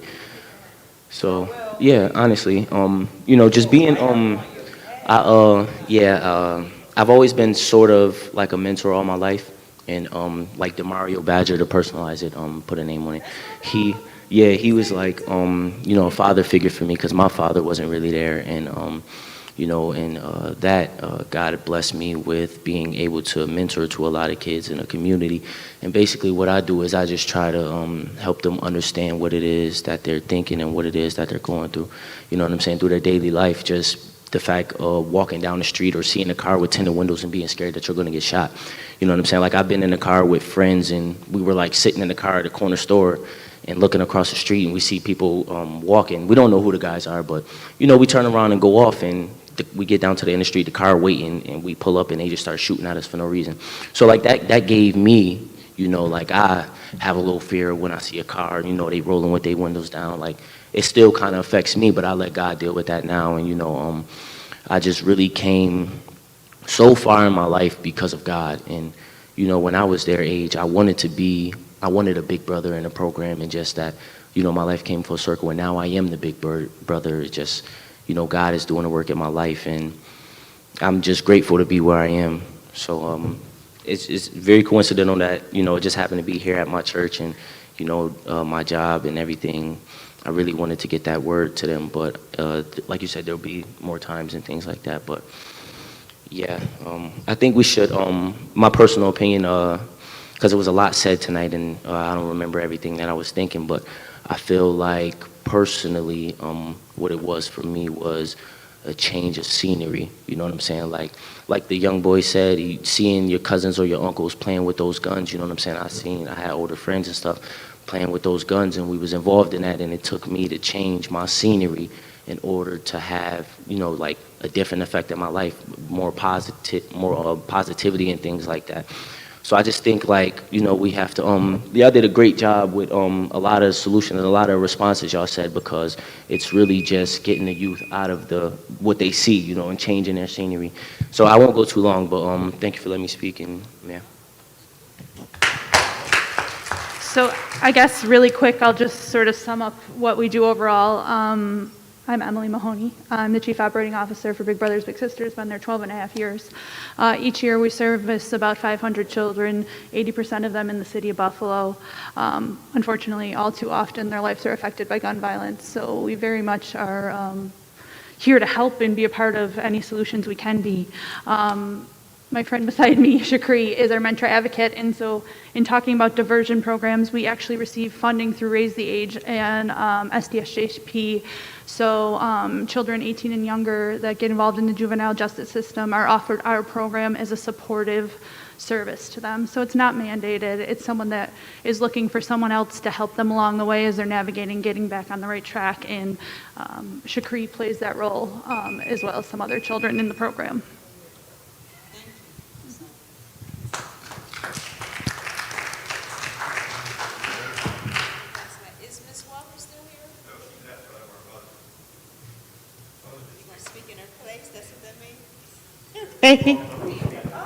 Okay, take the microphone right there. There you go. And you are part of Mad Dads. All right, thank you for being here with us. All right, 3 minutes. Is it on?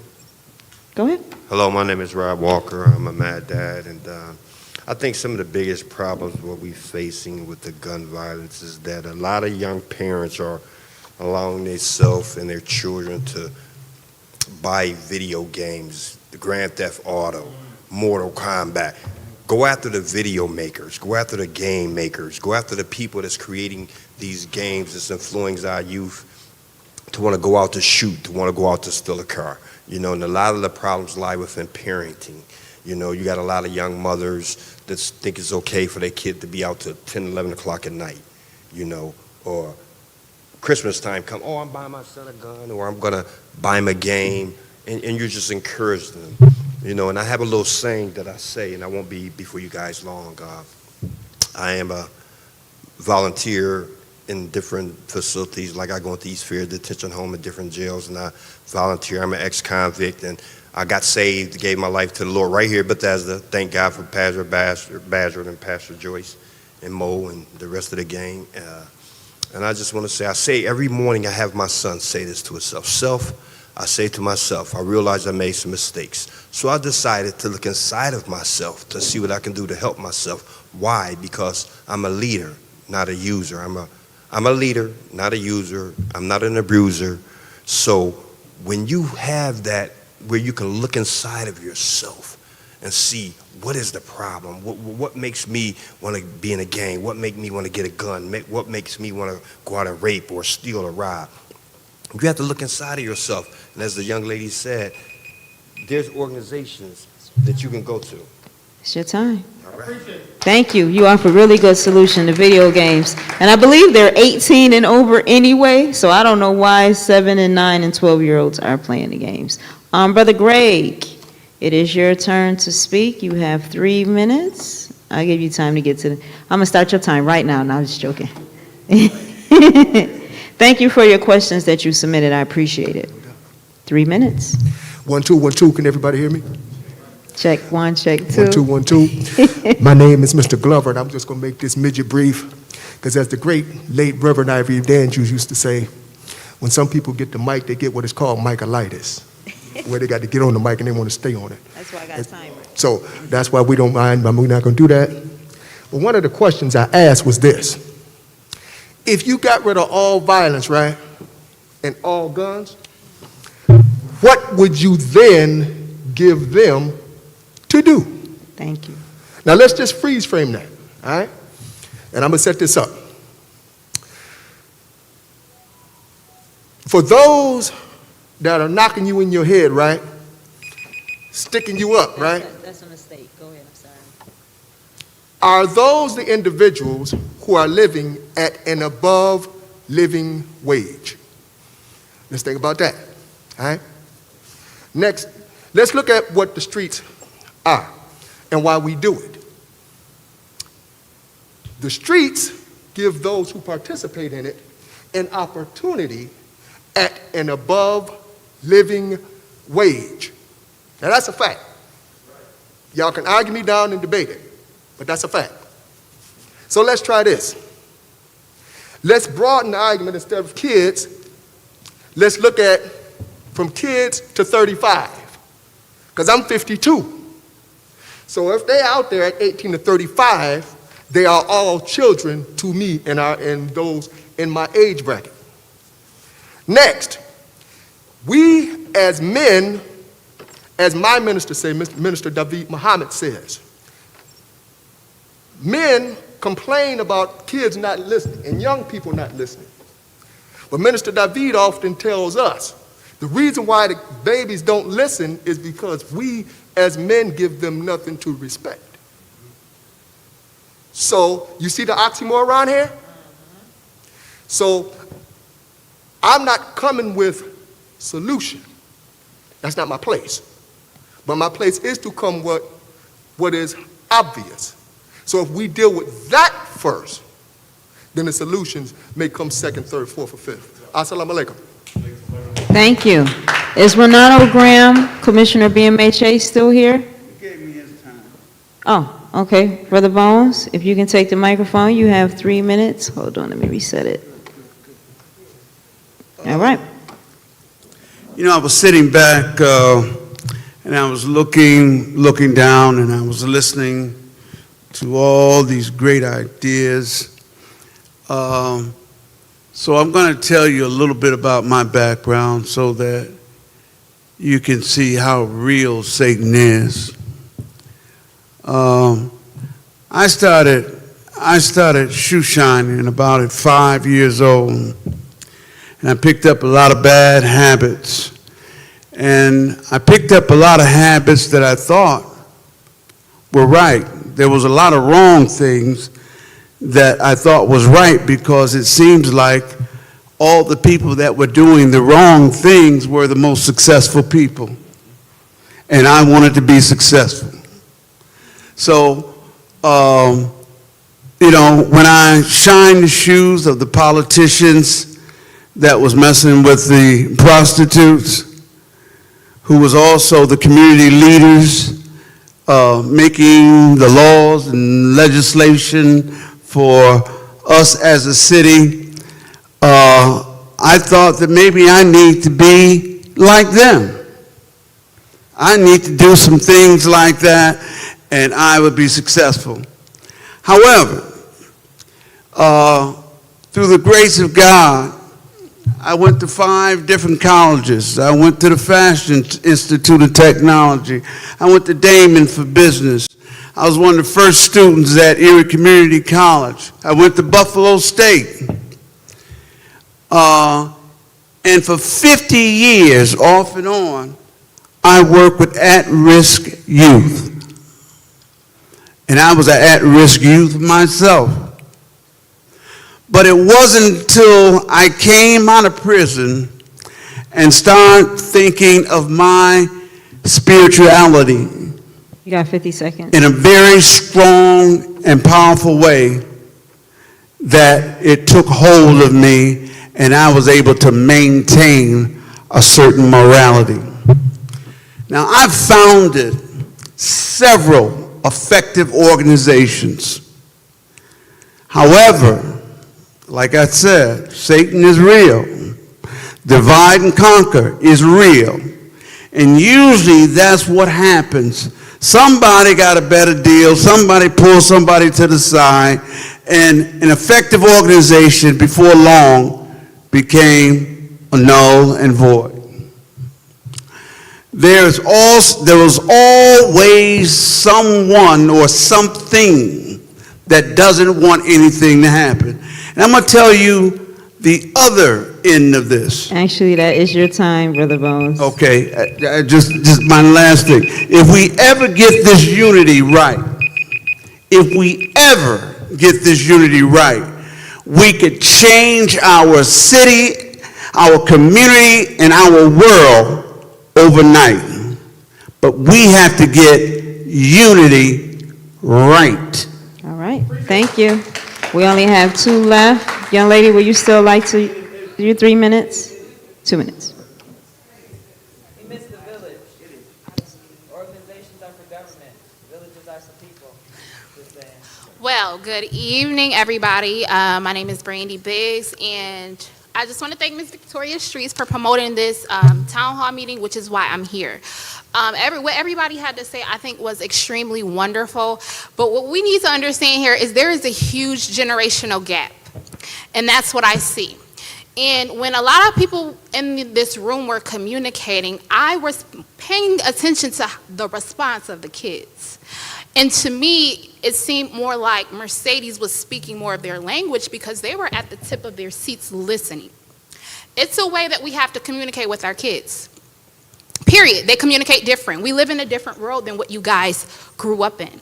I was thankful to have a grandmother that was grounded in a Southern Baptist church. This is my first time in over 25 years back into the house of the Lord. So I'm grateful. But at the same time, in my role of activism, I realized we have to address the mental health issue. We got to get to the core. Everything we can say is the problem, the video games, the this, the that, the this. We have to get inside these kids' heads to figure out how they're feeling. What are they thinking? I'm a recovering opioid addict. I survived domestic violence. I'm a teen mother. And I've been able to now become an entrepreneur because I had to change my mindset. So we have to get in the heads of these young kids, see how they're feeling, figure out what they're doing. We have to get involved in a better way instead of just throwing all these random solutions. Not to say random, but we got to get to work with the kids. And they come first. Like Mercedes said, the kids come first. Period. They're our future. All right, and the last one is Kelvin C. Right here. I know you wrote out your comment, and this is the last speaker, and we're going to conclude right after that. These are solutions you want me to take? Thank you. All right, you have 3 minutes. Can I get a show of hands of those who are organic Buffalonians, those who are actually born and raised in this city?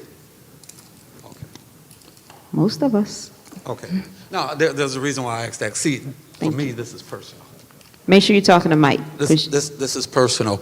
I've been here since this started, and with all the people that have spoken, young, old, black, white, men, women, with all the solutions that have been tossed out, political, practical, intellectual, tactical, constitutional, not one solution has been towards the Word of God. That's why I saved you for last. In God's house. That's like me inviting somebody in my house and they don't talk to me, but they'll talk to the roaches and everybody else in the house. They're talking about everything except what they're supposed to be talking about in God's house. I find that very offensive, very disturbing.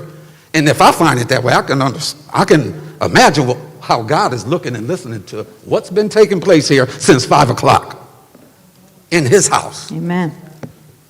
The word of God says that righteousness exalts a nation, but sin is a disgrace to any people. It said, unless the Lord builds the house, those who try to build it, whether from 1600 Pennsylvania Avenue, Crappy Hall, County Hall, the governor's mansion, those who try to build it in vain.